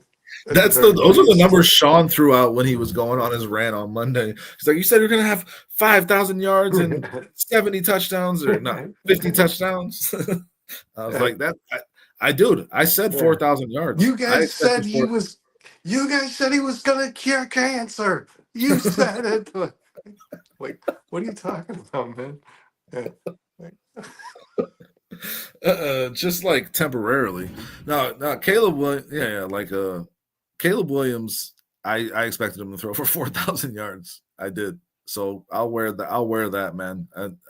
I saw this offense being run in a different way, though. I will say that. I still think Sean, we love you, bro. I mean, I love when Sean. That's when Sean's at his best, man. When he's Oh, I'm just giving Sean shit. he's He great. knows that. Yeah, but 5,738 yards sounds pretty realistic to me. If not, then I'm done with the Bears. That's a pretty rough standard. You raised the bar quite a bit there, Chad. I think he's certainly going to beat all the rookie records for the Bears. The Bears? Yeah, for the Bears. Yeah, I think for sure. 2,100 yards. Is that the rookie record? I don't know it off the top of my head. I think Trubisky 2,100 yards. I think that was the rookie record. Okay. So I mean, that's a hard question to answer, Brandon. The way this offense has looked, I don't see Caleb getting anywhere near 3,000 yards. I'm still trying to be optimistic here. I mean, if he finishes with 2,500 yards and 18 touchdowns and 15 interceptions, is that a failure of a season? You know, like it's. He's not finishing with 15 interceptions, man. Well, no. After he threw 5 in the first 3 weeks of the season. He has thrown 1 in the last 4 weeks of the season. So at the halfway point, see, this is a better place to start this. Brandon, if you're going to ask this question, you say Caleb's stats up to this point are 1,665 yards passing with 9 touchdowns, 5 interceptions, QBR of 42. How do you think he's going to end? If you extrapolate that and stretch it out, then he's going to have about 3,200 passing yards, right? 35, somewhere in there. 18 touchdowns, 10 interceptions. Like if you just copy and paste first half to the second half. Now, that's assuming that the Bears just maintain the status quo that they've had this first half of the season. If you're assuming they're going to get worse, then those numbers come down. If you're assuming they're going to get better, then those numbers got to go up. I'm going to say the 3,200. I'm hoping for 20 touchdowns and 3,000 yards. Man. I'm going to say like 3,400 yards, 20 touchdowns, and 9 interceptions. That's my numbers. I think the chances that Caleb only throws 4 interceptions in the second half of the season are very low. Jedediah agrees with you, though. He doesn't think he's going to throw very many more interceptions, but something has to change if he expects to pass for more than 3,000. Yeah, the 4,000 mark that I had in my head going into the season, that's a long forgotten dream. Well, as good, yeah, but as good as these teams are, guys, as good as these teams are in our division, and the teams they allow a lot of passing yards. They aren't good secondaries. That is, the Packers have the best, and it's still not what they wanted it to be. You can throw on them. They thought they were the best team in the league coming into this season, the best secondary in football. They're probably like 11th or 12th, I'm guessing, somewhere around there. So these teams are all teams that are Caleb's capable of having a good game and still losing against these teams. So you're saying the Bears finished 13-4? What? Is that what you're saying? Bears finished 13-4? I just said Caleb's capable of having a good game and losing against these teams. Yeah, no, I'm joking. Jedediah is an OU fan. He expected 4,000 yards from Caleb too. Oklahoma University, where Caleb got his start. Listen, I think we're running on fumes here. Gone for 2 hours. We've touched on a lot of topics. We appreciate everybody that was in the chat today. We had Shorty, Jedediah. Oh, because we didn't do it on the House All Hangover, man. Let's talk about something real quick. Oh, Jesus. I don't want to talk about Jesus just yet. we'll get into that later. But what do you You think? know who's not Jesus? Caleb Williams. He's not Jesus. He's not the second coming of Christ. We love you, Sean. I told you he sucked. So, what do you think of Eberflus leaving Caleb Williams in that game, man? I don't know, man. I think we talked about it a little bit on CSP actually. I just go back to, I was screaming for Derrick Rose to be out of that game against Philly in the playoffs when Thibodeau kept him in. And Thibodeau's that kind of coach too, where he's like, we play it out. He's nose to the grindstone coach. And the clock hasn't stopped yet, but that can come back and bite you in the ass and have a very serious injury potentially pop up on you. And one thing you have to consider if you're Matt Eberflus in that situation is my offensive line was banged up coming into this game and it only got worse throughout the game. So can I protect him if I'm going to put him out there? That's the thing you have to consider the most in that situation, in my mind. The answer to that to me is no. So there's no way he should have been in that game at that point, just based on the situation.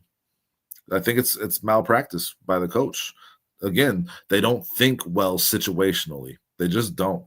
They're not seeing what's in front of them the way they're supposed to, man. And not in my mind. Not in my mind. Where do you stand with it? It's ridiculous. It's ridiculous. Yeah. Ryan Poles better come down hard on that. We guys, this team's very internal. They don't do things in front of a camera. They don't come out and talk about it either.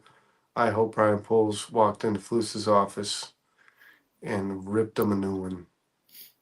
That cannot be a thing, man. It was 27-9. You're not winning. Game was out of hand. It was done. You cannot. That's a respect thing. Every other team in the NFL, when the game is out of hand, the losing side as well as the winning side, because I think didn't they take their quarterback out, Arizona? Didn't they take Kyler out? I don't remember, Brandon. You should start knowing these answers before you ask them. You should start shoving it. I can't plan for questions that you're going to ask me just randomly out of the blue. You don't plan for anything. We should have ended it. we had the ending. Caleb should have been pulled from that game because that's a respect. Like every team in the NFL, winning or losing by a large margin, takes their quarterback out of the game. Yeah, for sure. And I mean, it's just he's your rookie quarterback. You just drafted him number 1 overall. All right, if I'm Ryan Poles, I'm like, why are you playing with my money? Why are you playing with my money, man? Because Ryan Poles' future is attached to Caleb Williams more so than it is Matt Eberflus. And yeah, I agree with you, man. Just doesn't make sense. Jedediah says we're counting on you for the facts. I have a good amount of them. Yeah, seriously, Jedediah. Thanks, man. They come Dustin, off the top of my head pretty well. Where's your facts? Yeah. But I wasn't watching the end of that game. So just be honest, I don't remember if they took out their quarterback. So fuck off, Yeah, where's your facts, Bill Nye, the science douche? Where you at on this? We should have ended. You should have let me end it, Brandon. You had to go back to the well, and now here we are.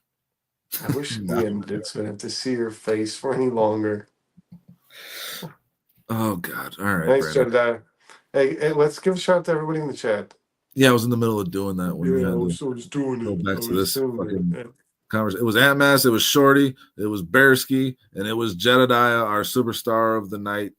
I think he actually likes us because he keeps showing up, man. Jed, we appreciate you. We appreciate you a lot for that. Oh, yeah, Bruce. Sorry about that. Bruce shows up at the end. One. Yeah. No, thanks, Jedediah. Thanks, Ant-Mass. Thanks, Bruce. Thanks, Bearski. Thanks, Liz. Thanks, everybody who jumped in here tonight. Appreciate you guys. No, yeah. Dustin, always a pleasure. Yep. Always a pleasure, Brandon. Besides the fact that I got to see your face. See, it was a face joke. I threw a face joke because you had to throw the face joke, so I was just throwing it back at you. Yeah, no, that was good, man. It's a good way to end the show. Okay, take two. Guys, bear down, everybody. Thanks for joining us. Everybody in the chat, hit that like button, hit that subscribe button. We appreciate all of you, even though we can't stand Brandon's face.